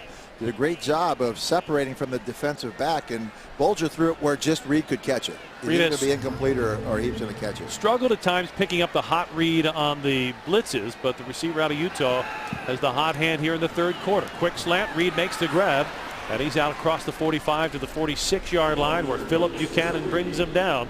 But 3 quick grabs for the former Ute. And that's why wide receivers, you know, are such a crapshoot. You know, you just almost don't want to take one real high in the draft because you don't know if they can make these adjustments. They may look great running, you know, Carlos Rod. I mean, there's just so many of them that just haven't been able to adjust to the pro game. Ravens draft class 2010 starts with Sergio Kindle, who has yet to join the team because of the fall he took. And the class ends with Ramon Harewood, who is in at left tackle. On the handoff, Jalen Parmalee picking his way through traffic before getting a big hit by Reed Dowdy. He gets the ball just across midfield onto the Redskins side of the 50. And the Ravens have another first down. 9:15 left to play in the third quarter. And the Ravens offense, with a drive that started back inside their 10-yard line, have now moved the ball past midfield after Jalen Parmalee showing a measure of toughness. Take a hit. He was not the hammer on that play. He was the nail, but the nail stays in the backfield. Good block by Pitta on that last play. Parmalee the lone back, Pitta the motion man. Bulger with time, fires down the middle. Dennis Pitta has it. He's taken off his feet at the Redskins 25-yard line, a gain of 24. And the Ravens have a first down, and they are in scoring range. And that's what he does.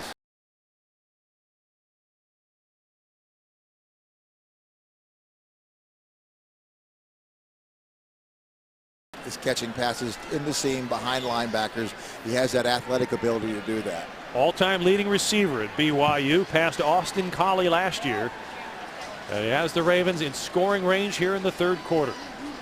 1st and 10 from the Washington 25. Under blitz pressure, quick out pattern goes to David Reed. Steps past a tackler and tight ropes it down to the 20-yard line. 4 grabs for David Reed here in the third quarter.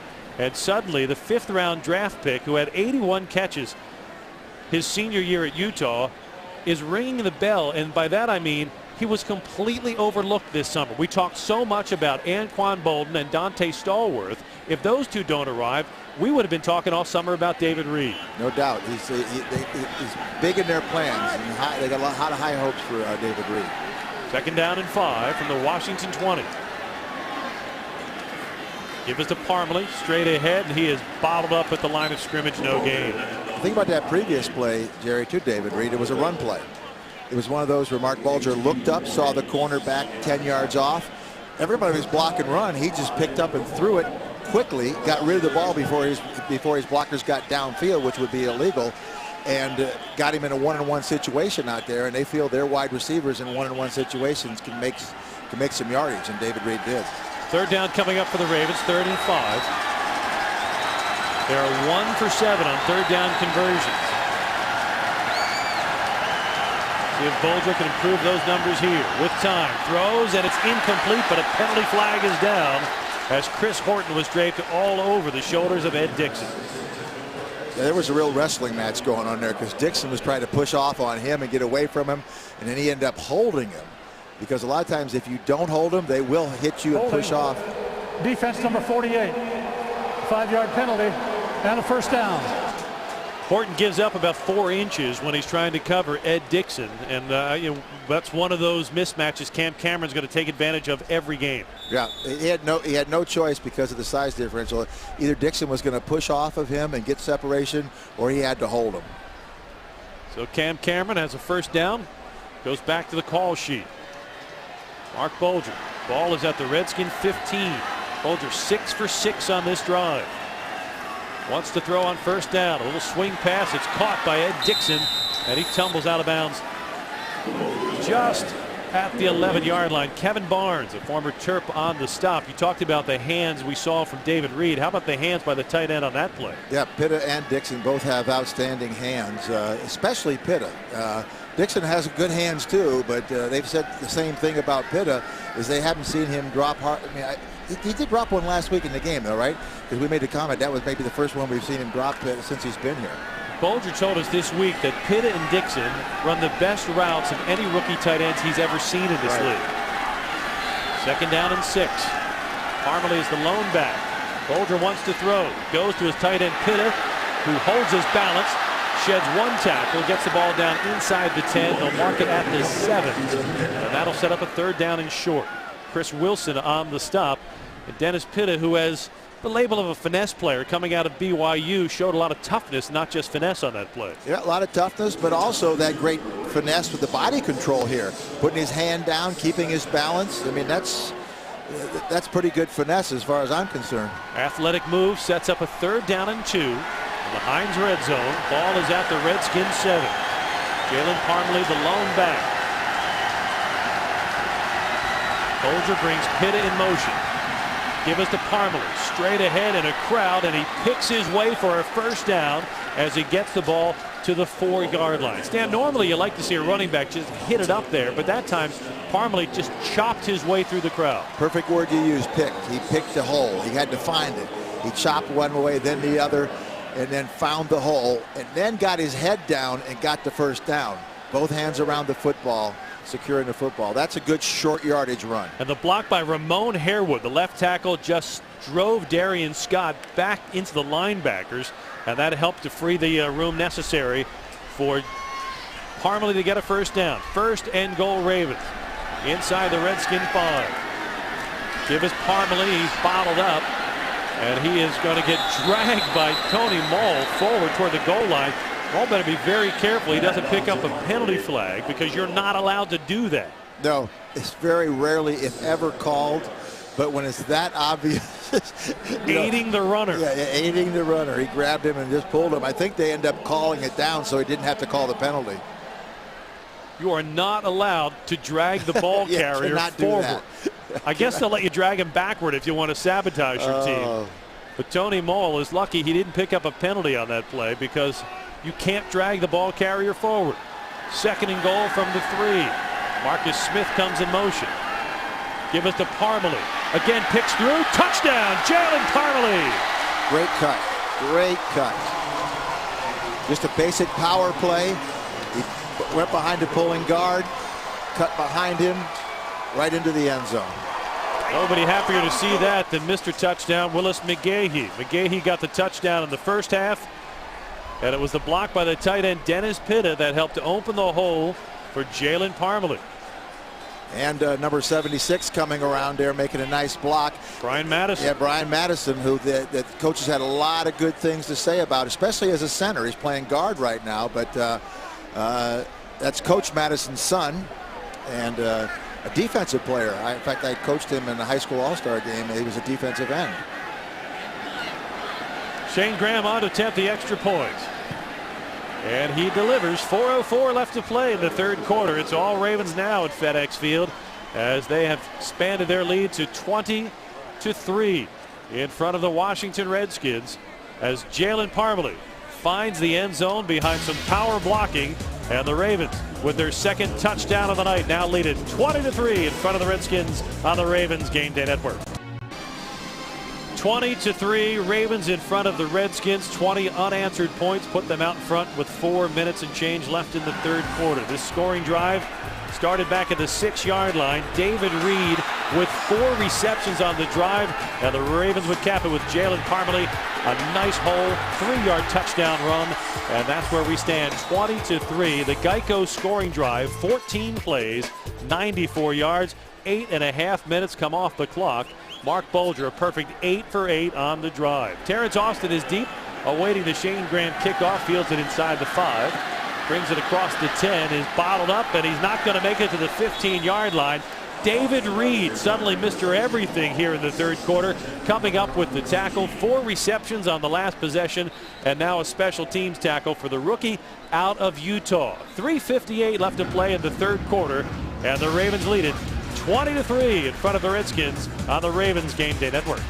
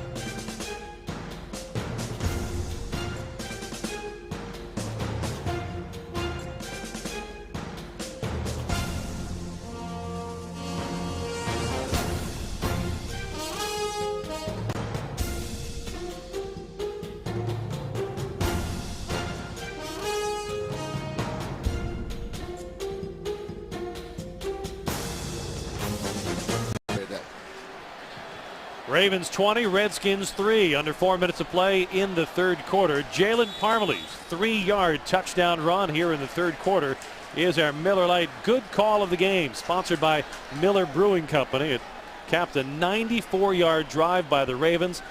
8 for 8 on that drive by Mark Bolger. First down for the Redskins. Grossman over the middle. He's got a man wide open, complete inside the 40-yard line. And out across the 40-yard line is Washington rookie Brandon Banks, a rookie free agent out of Kansas State, known more for his special teams. But Stan, you can also find a roster spot if you can find a dead spot in the zone. Well, he did find that dead spot. Again, it's that play action pass. The linebackers are sucked up, free safeties deep, that dead zone right behind him. And if you don't get to if you give him that much time for that pattern to develop, it's tough to stop. Young and Parker the backs. Grossman to throw on first down. Screen pass goes to Willie Parker.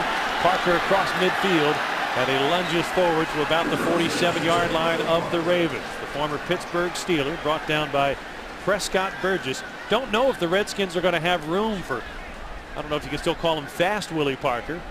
Once fast Willie Parker. They have Clinton Portis, Larry Johnson, though Larry Johnson did not turn any heads in the first half. Not by giving up the football. That'll hurt you. You have to think the Redskins will go with either Larry Johnson or Willie Parker, not both. First and 10. Rex Grossman from the shotgun. Blitz pressure, he beats it, complete inside the Ravens 40. Keelan Williams inside the 30 and taken out of bounds with the shoulder by Haruki Nakamura at the 25-yard line. Let's head down to the field where Kadri Ismail is standing by with Dante Stallworth. Thanks, Jerry. Dante, this is quite an experience. After a year off, you're back in the game. How does it feel to be back out on the field? It feels good. It feels good. Was able to get my hands on the ball a couple times. Gotta have better ball security. Can't put my defense in a bad position like that. But you know, that's what the preseason games are for. You'd rather have it. You'd rather not have it happen at all. But if it's going to happen, you'd rather have it happen in the preseason. Go back and correct it and keep it moving. You really look good on the 2-minute offense where you and Mark Bolger connected on the sideline. Talk about that chemistry. Two veterans really making it work in a critical situation. Yeah, you know, he's played in a lot of ball games. I've played in a lot of ball games. It's just knowing the situation. You know, with certain teams, you know, cover 2, the outside is going to be open. So Mark made a couple of great throws, put it where only I could get it. And, you know, luckily I was there to make the catch. How does it feel to be back amongst your brethren, your teammates, guys that you go ahead and you're in the locker room, you're out there on the practice field, you're out here on the game and just having some fun? It feels great. You know, the guys on the team have been great. The whole organization has been great. You know, I just want to play my role, whatever that may be, for the season, trying to establish myself right now. So, you know, everything's going well right now. Blessed to be healthy. And I'm just trying to keep that going, moving forward. Much success to you, bud. Thank you. Indeed. All right, back up to you, Jerry. Thank you, Q. Dante Stallworth, 3 grabs for 47 yards in the first half after a pair of runs. Redskins facing a 3rd down and 4. Ball inside the Ravens 20. Grossman's pass deflected at the line. Tavares Gooden with the penetration got a hand on the ball.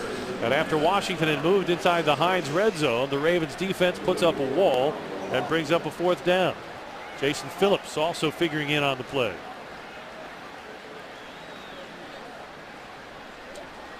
Will they go for it now? Rex Grossman is still on the field. We have yet to see Graham Gano. 4th and 4. You're down 20-3. It's the preseason. Why not? So Greg Madison will get a chance to call 4th down defense. I'll bet he comes after him. Rex Grossman sets in the shotgun on 4th and 4. Here comes the blitz. Jason Phillips up the middle, strips the ball, falls on it, and the Ravens recover the fumble. Jason Phillips did it all on that play. He came clean, knocked the ball out of Rex Grossman's hand. And the 2nd-year player who did not play a down last year, spending the entire year on injured reserve, the former Horned Frog from TCU, coming up with his biggest play in the pros yet. No doubt he did come after him, and that was great timing by the linebacker. He'll hit the hole on the run at the snap, and the quarterback is just not fast enough to get away from him. 54 seconds left in the 3rd quarter. The Ravens lead it 20-3 on the Ravens game day. Final minute, 3rd quarter, Ravens up 20-3. Ravens fans right now, kids eat free at the Green Turtle. For a limited time, purchase any regular price sandwich, burger, or entree and get a free kids meal. all day, every day, only at the Green Turtle. Curtis Steele checks into the backfield along with Troy Smith at quarterback. And the former Buckeye will keep it on the option read and spins his way across the 40 out to the 45-yard line where Reed Dowdy brings him down. That was exactly what it was. It was the read option. And, you know, it's not, you don't see it too much in the NFL. That's why he came out there clear with nobody around him. That can really cause a defensive problem. Fakes it to the running back, and the end goes down for his control. And Troy just goes out wide, and he has a back behind him to pitch if there is one guy. Gain of 9 sets up a 2nd and 1. Mark Bulger finishes the night 15 of 16 for 130 yards. Parmalee and Steele in the backfield. Final 15 seconds of the 3rd quarter. Parmalee with a carry. He'll get the first down out to the Washington 48. And that will likely do it for the 3rd quarter. 15 minutes left to play and a lot of jobs to be won or lost in the final quarter of this game. 3 in the books. And the Ravens find themselves with a comfortable 20-3 lead as Joe Flacco and Mark Bulger have put in their night's work. It's up to Troy Smith now as the Ravens try to build their lead here. Final minute, 3rd quarter, Ravens up 20-3. Ravens fans right now, kids eat free at the Green Turtle. For a limited time, purchase any regular price sandwich, burger, or entree and get a free kids meal. All day, every day, only at the Green Turtle. Curtis Steele checks into the backfield along with Troy Smith at quarterback. And the former Buckeye will keep it on the option read and spins his way across the 40 out to the 45-yard line where Reed Dowdy brings him down. That was exactly what it was. It was the read option. And, you know, it's not, you don't see it too much in the NFL. That's why he came out there clear with nobody around him. That can really cause a defensive problem. Fakes it to the running back, and the end goes down for his control. And Troy just goes out wide, and he has a back behind him to pitch if there is one guy. Gain of 9 sets up a 2nd and 1. Mark Bulger finishes the night 15 of 16 for 130 yards. Parmalee and Steele in the backfield. Final 15 seconds of the 3rd quarter. Parmalee with a carry. He'll get the first down out to the Washington 48. And that will likely do it for the 3rd quarter. 15 minutes left to play and a lot of jobs to be won or lost in the final quarter of this game. 3 in the books. And the Ravens find themselves with a comfortable 20-3 lead as Joe Flacco and Mark Bulger have put in their night's work. It's up to Troy Smith now as the Ravens try to build their lead here. Start of the 4th quarter at FedEx Field. Ravens in front 20-3. Don't miss Girls Night Out. I'm talking to you, Stan, Raven style. Come out for a purple evening Monday, October 11th at M&T Bank Stadium from 5 to 10 p.m. There will be on-field activities, player appearances, fan forums, football 101, and a whole lot more. Plus, save $10 off the door price by getting your tickets now at BaltimoreRavens.com. Troy Smith to throw on the start of the 4th quarter, and he will be sacked back at the 40-yard line.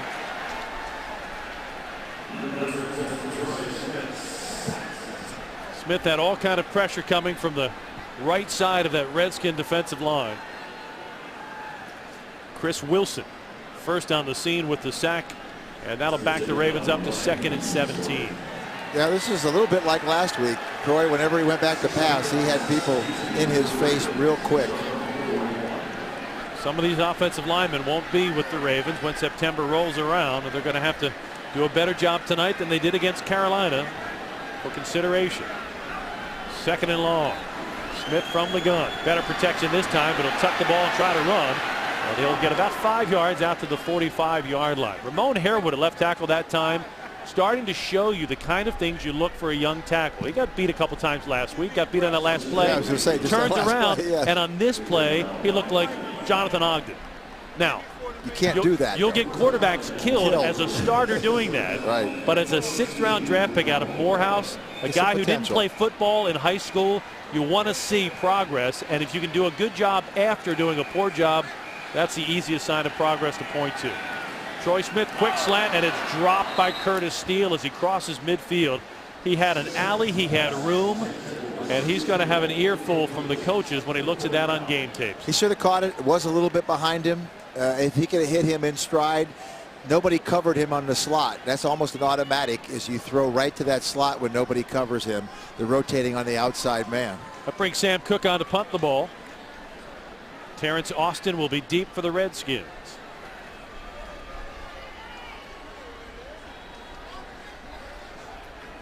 Cook gets it off cleanly, and it is a beauty. Austin with the fair catch signal, lets the ball bounce, and it will be down inside the 5-yard line. Sam Cook getting the job done, and he'll back the Redskins up with 13:35 left to play in the fourth quarter. It has been all Ravens since the early going of this game. They lead it 20-3 in front of the Washington Redskins here. Covered him on the slot. That's almost an automatic as you throw right to that slot when nobody covers him. They're rotating on the outside man. That brings Sam Cook on to punt the ball. Terrence Austin will be deep for the Redskins.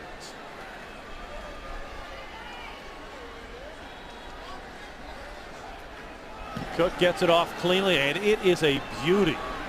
Austin with the fair catch signal, lets the ball bounce, and it will be down inside the 5-yard line. Sam Cook getting the job done, and he'll back the Redskins up with 13:35 left to play in the fourth quarter. It has been all Ravens since the early going of this game. They lead it 20-3 in front of the Washington Redskins here. 3 Ravens in front of the Redskins. 13:35 left to play in the ball game. Let's go down to the sideline where Condre Ismail standing by with Willis McGahee. Yes, we are standing here. Willis, how many regular season / postseason touchdowns did you have last year? 14 altogether. 13 regular, 1 in the post. Okay, so we have 14 TDs, and basically you are just one of those red zone assassins. Talk about the knack for scoring touchdowns. Oh man, for one, you have to be that guy when you get in that red zone. You got to have that eye for it. And, you know, that's something I take pride in. You know what I mean? It's just really like having fun, basically. Having fun and just knowing where you're at and just scoring. Yeah. Okay, so this you had an opportunity this time around for a 1-yard TD. Talk about the performance of that one. Oh, well, you know, basically the O-line, they did a great job. And, you know, we're on the 1-yard line. If you can't get on the 1-yard line, then it's a problem. So, you know, that's what I try to do. But I'm going to tell you right now, I'm going to end up slapping one player, Derek Mason, number 85, because he just slapped me in my head. Well, speaking of which, you got slapped in the ear just now, but what was up? Derek Mason just threw some water on you. That was like a celebration, but what was up with the dance tonight? Well, you know, Battle of the Beltway, we just trying to have fun. You know, you see Sizzle out there doing the dance. He was like this doing the dance. Okay. You know what I mean? And I just had to join him, you know. What do you call a dance? Sizzle dance. The Sizzle dance? That was Sizzle dance, you know. My dance was the dance off, you know, Fresh Prince of Bel-Air when he was right. Oh, Fresh Prince dance. Yeah, okay. You know what I mean? You know, just having fun, basically. You know, I got my boy T Sizzle right here, and you know, Sizzle. How'd you feel about getting Donovan McNabb all night? Basically, my man said it was nice. So if you want to talk to Sizzle, you have to talk to me. I got you. All right, fellas. Way to have some fun. Back up to you, Jerry and Stan. Thank you, Q. I hope you brought the boots. It is getting deep on the sideline. It's Terrell Suggs playing wingman to Willis McGahee. But that's what happens when the veterans have a pretty productive night. Touchdown for McGahee, a sack and a pressure for Terrell Suggs. So the veterans all feeling pretty positive about things.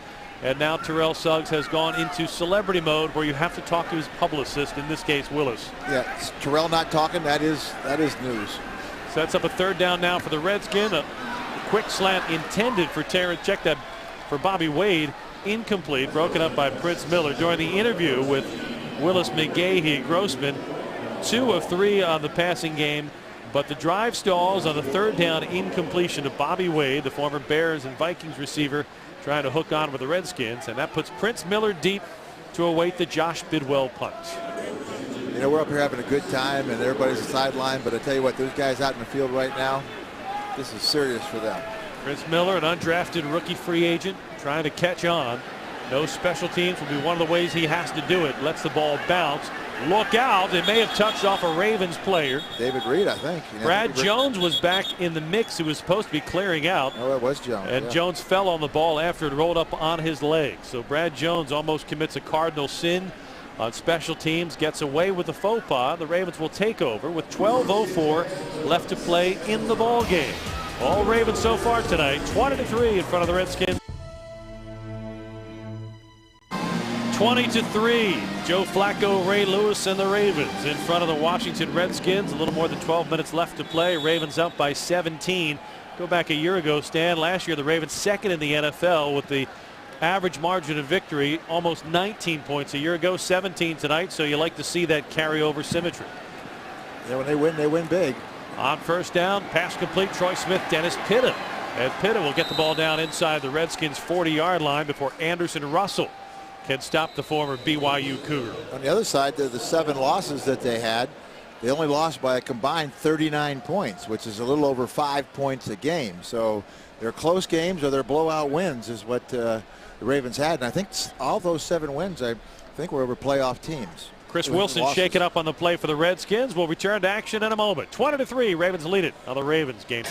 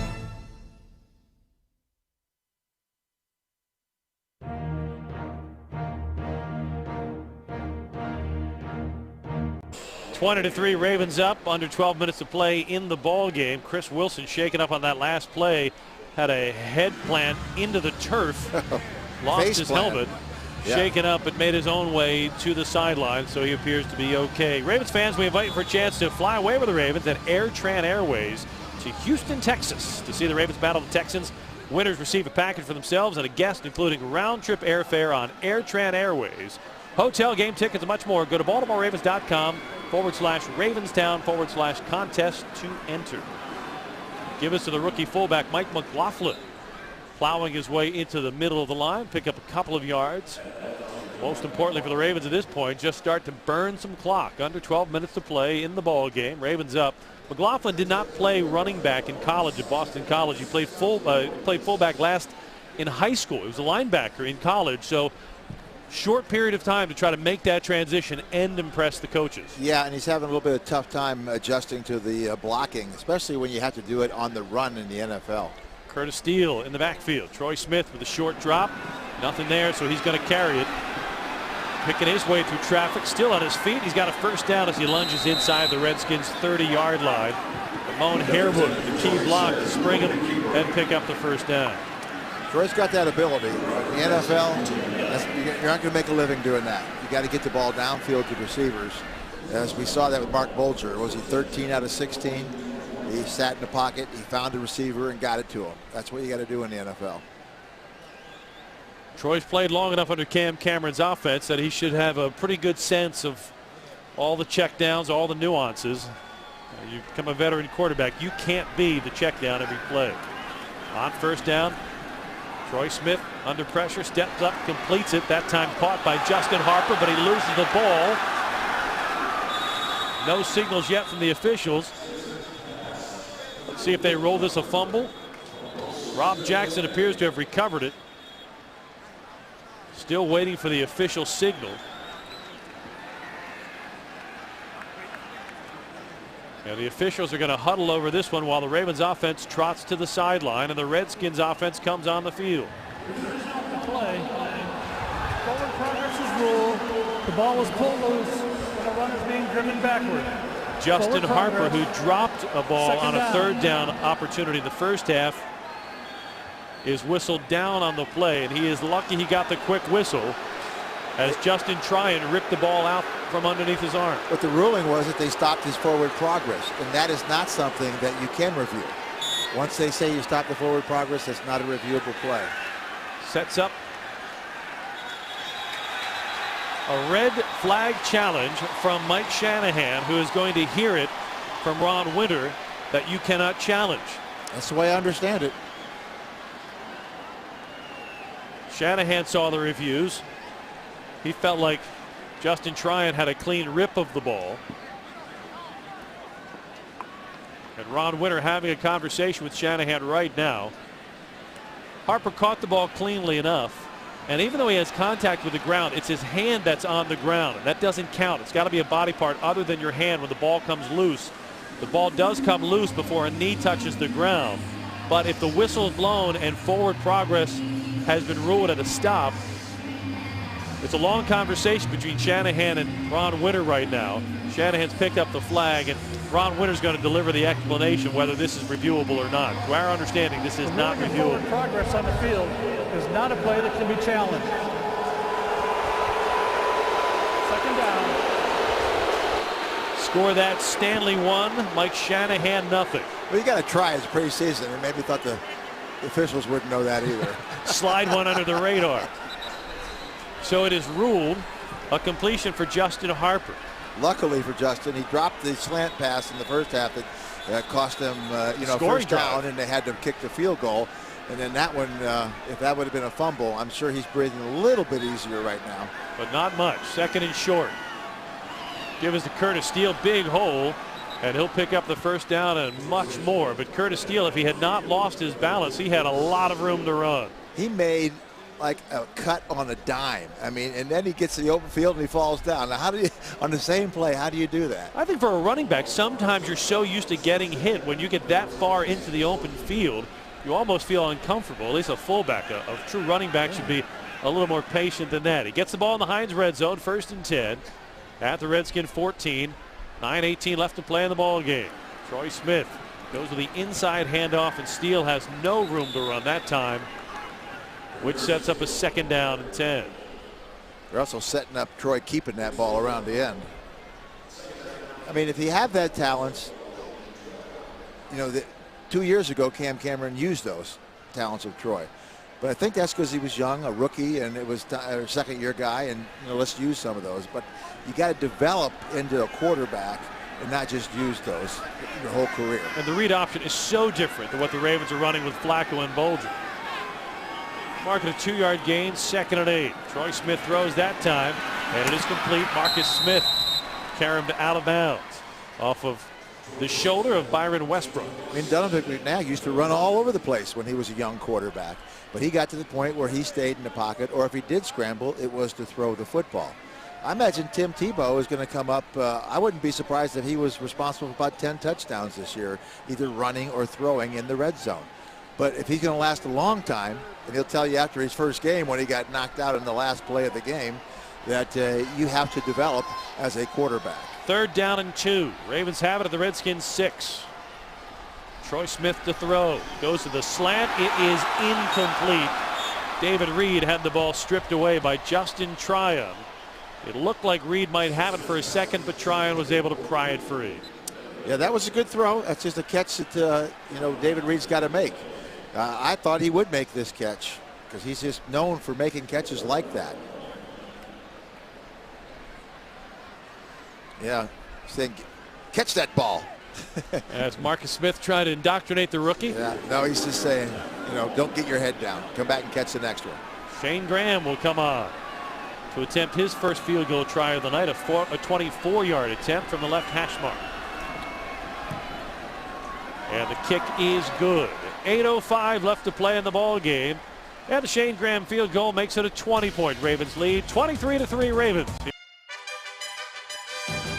In front of the Redskins. Want to take you down to the sideline with Qadri Ismail standing by with Jared Johnson. Jared, this is your 8th season. How is training camp for you in your 8th year? I mean, they're all tough. You know, the older you get, they kind of start paying attention to you more, kind of watching your reps and stuff. You know, but it's always a grind. It's a necessary thing, but it's always good to get out of training camp. You played hurt last year with a shoulder, correct?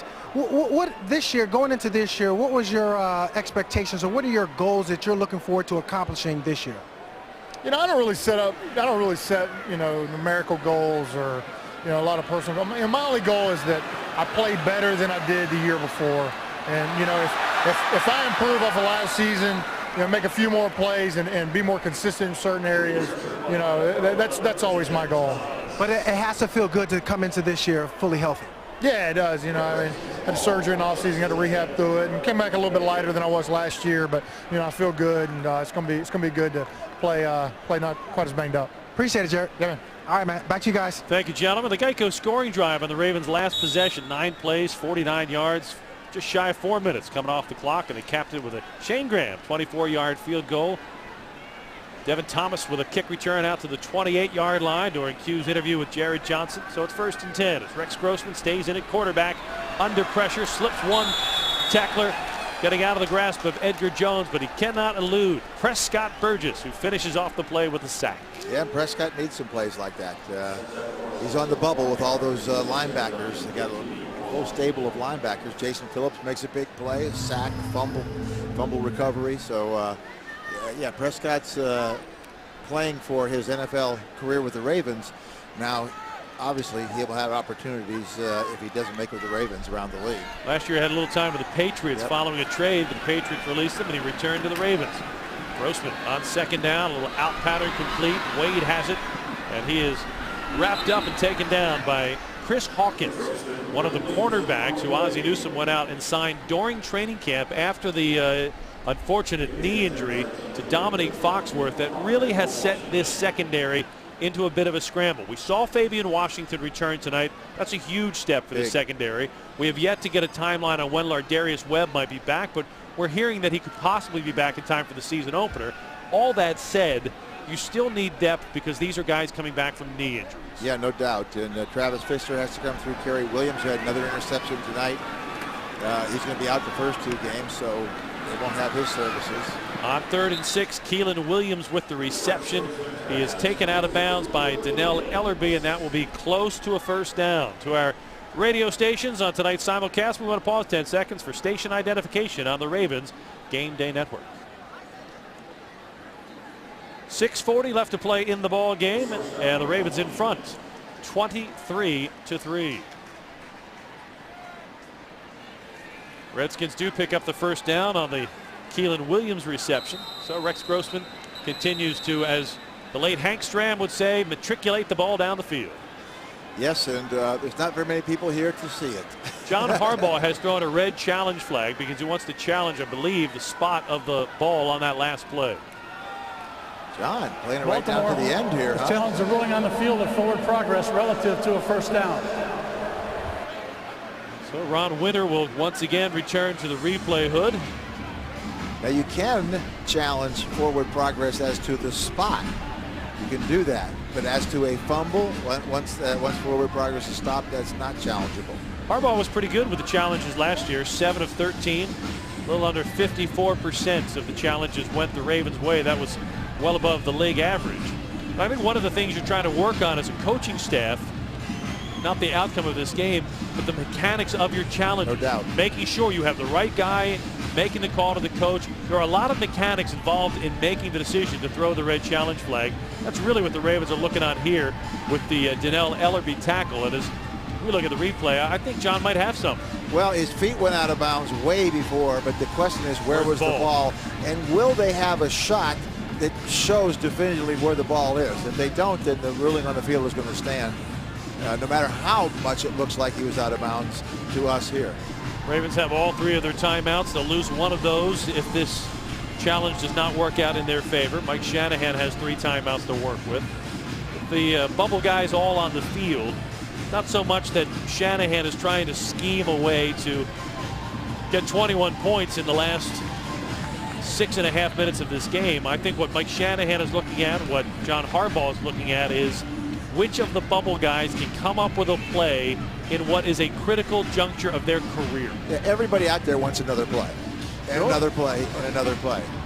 You notice, though, the one thing on that replay was the running back had it in his back hand as he went out of bounds. It's where the ball is when he goes out of bounds. You can see it's behind him, so it's not going to be where his front shoulder is. It's going to be where his back shoulder is. So even though he rolls over, he was already out of bounds at that point as Donnell Ellerby came and forced him to the sideline. So the Ravens might get lucky on this one. Actually, you know what? It's not luck. That is a coaching decision, and that's about the communication from the booth to John Harbaugh dropping the red flag. Ron Winter has seen all the evidence he needs to make his decision. I think the question is, will they have a shot that shows them where the ball actually went out of bounds? After review, the ruling on the field stands. It is the first down. Baltimore is charged with a team timeout. So a worthwhile gamble doesn't pay off for John Harbaugh and the Ravens. See what they should have. They should tell you why they made the call. They should say the call is confirmed or the play stands, which means we don't have anything to overturn it with, or it's overturned. Yeah, that way we'd at least have an idea. Harbaugh not nearly as irritated as he would be if this were September and not August. Well, I think he told them they didn't have a shot to see where the ball went out. 1st and 10 Redskins at the Washington 39. And whistles and flags before the ball snapped. The back judge. Is that a delay of game? That's exactly what it'll be. Offense. 5-yard penalty. Remains first down. Can't believe it. Neither can Rex Grossman, who's wondering when they started the 25-second clock. Well, what happens is when they stopped the play, the play clock had already run down. So it goes back to that point and how many seconds were left, and they have to get it off at that point. And so when John Harbaugh said so, I don't know what it had only been 14 seconds on the play clock, and they weren't cognizant of that. So after all of that time standing around while Ron Winter was looking at the previous play, the Redskins are penalized 5 seconds for delay of game. And this is what happens in the preseason. It's kind of like driving a car where they've let the air out of the tires. You can feel the energy that has left the stadium. We can understand that obviously from a fan's perspective, but from a coach's perspective and from a bubble player's perspective, not so much the coaches, but the bubble players, this is the playoffs. And Mike Shanahan is trying to change the culture around here the same way John Harbaugh did 2 years ago. Grossman to throw on 1st down. Fires a strike to his tight end, Fred Davis. Sidesteps one tackler and he'll be caught from behind as Jason Phillips tracks him down, but not until Fred Davis gets into Ravens territory and down inside the 30-yard line. You can't tackle like that and make the team. That's Doug Dutch, the guy we got from the Redskins actually in the trade for John Beck. And you know, you have to tackle people. You just can't throw your body at their feet and hope they go down. 37-yard gain for Fred Davis. He's a Michigan guy, though. That's okay. 1st and 10. Grossman under pressure, throws the check down complete. Roydell Williams inside the 20, and he is taken down there by Chris Hawkins, but not before a gain of 12 more yards and another Redskins first down with 5.5 minutes left to play. I was sort of referring to the Hard Knocks show they had the other night when the guy said that to one of the Michigan players. If you had made more plays like that, Michigan would have won more games. Yeah, exactly. Fred Davis, of course, was a USC guy. Got off to a rocky start with the Redskins, but has really come on in his 2nd season last year and will be a big target this year in his 3rd season. Grossman on 1st down, pocket collapsing, firing to the end zone. Penalty flag is down. And they're going to call interference on Chris Hawkins, who had his hands all over Roydell Williams inside the 5-yard line. Yeah, I think it'll be a legal chuck, I think is what they're going to call. Defense number 37. 5-yard penalty and a 1st down. Hands off after you get 5 yards down the field. For a guy like Chris Hawkins, that can be a death sentence. You're trying to make plays that have coaches looking at tape that say, oh, you're something special.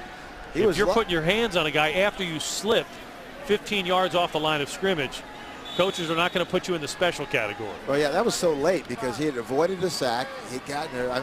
He probably thought the play was over and was looking back, putting his hands on him. But he was very lucky he didn't run a post. Automatic 1st down on the play. Give us to Ryan Terrain, who will grind his way down to about the 10-yard line. Clock is running. 4:52 left to play in the ball game. Washington with all 3 of its timeouts. Big Terrence Cody jammed up the middle on that one. He does that well. Looked like he took an offensive lineman and threw him in front of the running back. Cody, of course, drew a lot of criticism when he showed up to training camp out of shape, overweight, failed his conditioning test. Well, look what you did to him. You went out and took the test and passed it. Yeah, but you know what? He can stop the run. I can't. Yeah, it's sure. one thing to pass a conditioning test. It's another thing to take on a guard, a center, and a fullback. He can do that a lot better than anybody else I know. Keelan Williams in the backfield, Grossman to throw. On second down, on the run, and he has to fire the ball. It is picked off. Ken Hamlin comes up with it for the Ravens.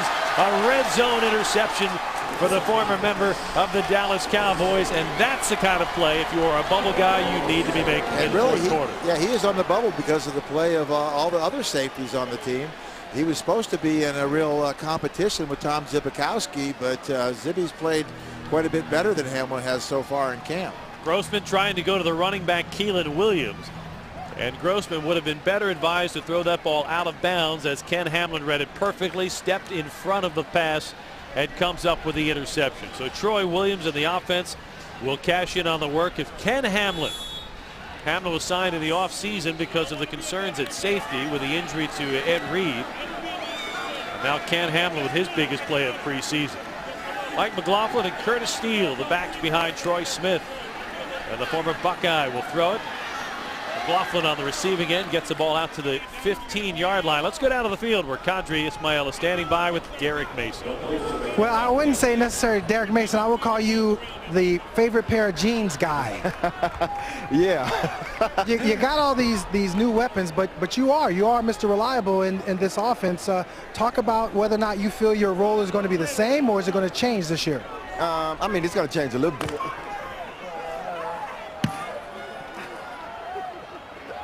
All righty. We just had welcome to the broadcast, where we have a little little Gatorade shower here. Okay, let's start over there. Okay, we'll take it back to the beginning. Go ahead. All right. No, I don't think. I mean, obviously, it's going to change somewhat. I can't expect to, get 10 balls a game, and it really doesn't. To me, it doesn't matter because, we brought in Q, we brought in Dante. Then we got those new tight ends and Ray in the backfield along with Willis. I mean, you can't expect to get the ball 10 times. We're going to be able to spread it around and keep defenses on their toes. Going into this year, what were your goals as far as what you expect out of yourself personally? Just to continue to be consistent. I think that's been my trademark, to come in each and every year and tip-top shape and to go out there and do what the coaches ask me and just, be consistent as possible. And, for the last 10 years, really, that's all I've been. So, the remainder of my years here, that's all I want to be, is consistent. Talking about that consistency, you have an extremely hard off-season regimen. Tell the audience what you do to prepare yourself to that consistency. Run, and run until I can't run no more. I'm a receiver. That's all I do is run. I lift weights, but I think for a receiver, he has to be able to run all game.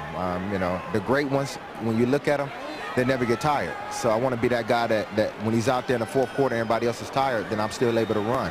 I'm not the fastest guy, but I'm out at work here, and I'm going to make sure at the end of the game I'm still at top condition. So in the offseason, I try to make it as hard as possible. So when I get in the season, it's easy. Appreciate your time, man. Stay healthy this year. No problem. Thank you. Back to you, Jerry. Thank you, Q. Good luck with the dry cleaning bill as Q got doused along with D. Mace as the horseplay continues on the sideline. A holding on that last play during the interview. 10-yard penalty. Troy Smith with a couple of completions to Dennis Pitta and Curtis Steele, but as he was scrambling on that last play, trying to avoid the sack, holding on the Ravens offense, and that'll back things up. More importantly, it stops the clock with 2:05. You don't want to stop the clock with a 20-point lead that close to the 2-minute warning. Well, I don't think it matters at this point, but Harwood got beat again on that one. It'll matter to John Harbaugh, who is always trying to get young guys to work on the little things they'll need during the season. Holding matters, yeah. Exactly. Holding matters. I mean, stopping the clock, I think they want one more play. Inside handoff to Curtis Steele. And Steele will get a couple of yards on the play, and that'll bring us to the 2-minute warning. 1:59 left to play in this one, as the bubble guys try to see if they can improve their standing with the coaching staff. 23-3. Ravens have the lead. They have the ball, and they have a short but probably happy bus ride awaiting them at the end of this one. It's all Ravens tonight. 23-3, Ravens in front, 1:59 left to play in this game. They got off to a shaky start defensively, but John Harbaugh and Greg Madison got things turned around in a hurry and have shut down the Redskins offense since midway through the first quarter. A week ago, Washington put up 42 points tonight, only 3 for the Redskins. John Harbaugh has to feel awfully good about that. Yeah, especially the way the game started with McNabb going straight down the field on their first group, and then they regrouped after that, and nothing, really. They kept them off the scoreboard, kept them out of the red zone. 3rd and 12 for the Ravens. Ball at the Ravens 35. Troy Smith out of the shotgun. Redskins bring blitz pressure, and Smith is going to be sacked inside the 30-yard line. He had too many Redskins putting the vice grip on him and no chance to get that ball delivered, which brings us up to a 4th down. Yeah, either somebody didn't read the hot receiver or Troy didn't find him, one of the two. There should have been a quick throw on that. Timeout called on the field as Troy Smith heads to the sideline. We saw much better pass protection for Joe Flacco and for Mark Bolger than we did for Troy Smith, and that is to be expected when you start to get your deeper into your roster with the offensive linemen. But Joe Flacco had good pass protection. Mark Bolger had terrific pass protection. I think the Ravens are going to feel good about that. We've been talking about Ramon Harewood a good deal tonight. He was the last player the Ravens selected, and he was playing left tackle while Troy Smith has been in at quarterback. And he was hot, and he was cold, he was strong, he was weak, and it was all the things you would expect from a rookie. But what a story of Ramon Harewood. Did not play high school football. Native of the Barbados. First Barbadian. Drafted in the NFL. Sam Cook, a non-Barbadian, gets off the punt. Terrence Austin awaits it and will field it at the 25. Austin across the 30, and he is taken down there. After a return of a couple of yards, Mike McLaughlin on the stop for the Ravens. But to get back to Ramon Harewood, when he went to Morehouse, he was lured there on a track scholarship. He got there and found out the guy who recruited him was actually the football coach who said, you can run track, but you're playing football. Well, he's a track and football coach, right? But he said, I really brought you here because you're so big and you're going to play football. And Harewood said it used to take him 20 minutes every day to put on his uniform because he had no idea where all the straps went. And he didn't, or he couldn't figure out how to get the pads in the little pockets. Well, he's figured that out now. Now he's just got to figure out a little bit more consistent pass protection. Pass complete out to Bobby Wade across midfield. Ramon Harewood, though, has shown such great athletic ability. The coaches are so excited about what he might become in a year or two from now at right tackle. Another former rugby player. How about him and Haloti Nada on the same rugby team? Wouldn't that be fright? Yep. Roydale Williams on the reception down to the 41-yard line as the Redskins try to execute their 2-minute drill under the hand of Rex Grossman. 1:06 left to play in the game. Ravens lead by 20. Grossman under pressure, wrapped up, and he will turf the ball incomplete at the feet of Keelan Williams. Paul Kruger was closing in but didn't finish off the sack. Yeah, Paul Kruger was in on a couple at the quarterback position last week, and again this week. And John Harbaugh was saying we'll see if Kruger does it again this week. He's starting to play lower, keeping his pads down. As a stand-up guy all the time in college, it was a hard transition through the three-point stance where the first step you got to keep your pads low where you're not coming up all the time, and he is just now making that adjustment. 3rd down and 2. Redskins at the Ravens 42. Final minute of this game. Rex Grossman throws incomplete to the far sideline looking for his tight end Fred Davis. He was covered well that time by Edgar Jones. That'll bring up 4th down. There's no sense in doing anything but going for it.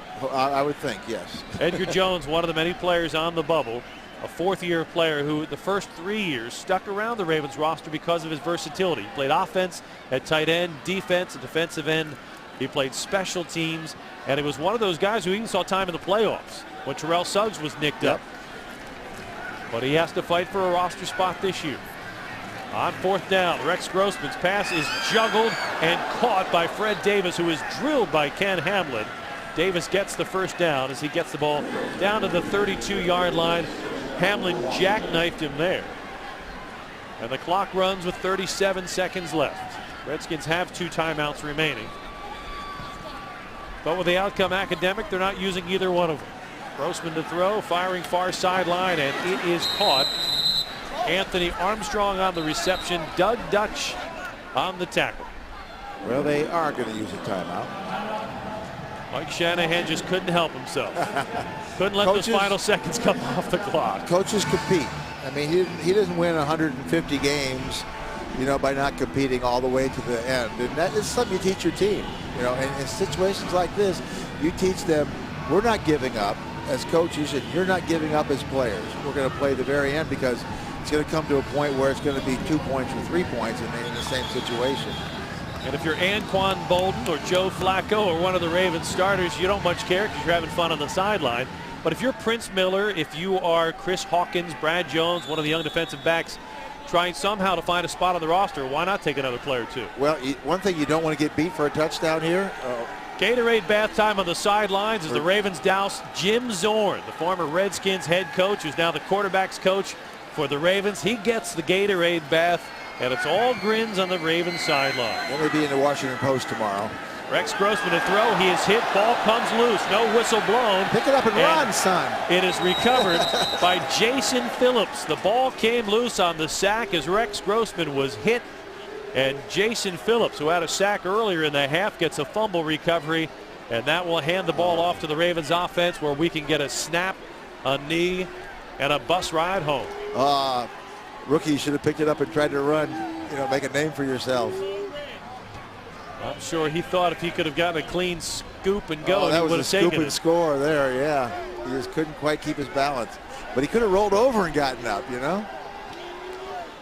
And when you're a rookie, you got to do something special. That's the case for not calling a timeout, as Rex Grossman could have been drilled and hurt on that last play as he was drilled, that's for sure. Luckily, he wasn't hurt for the Redskins.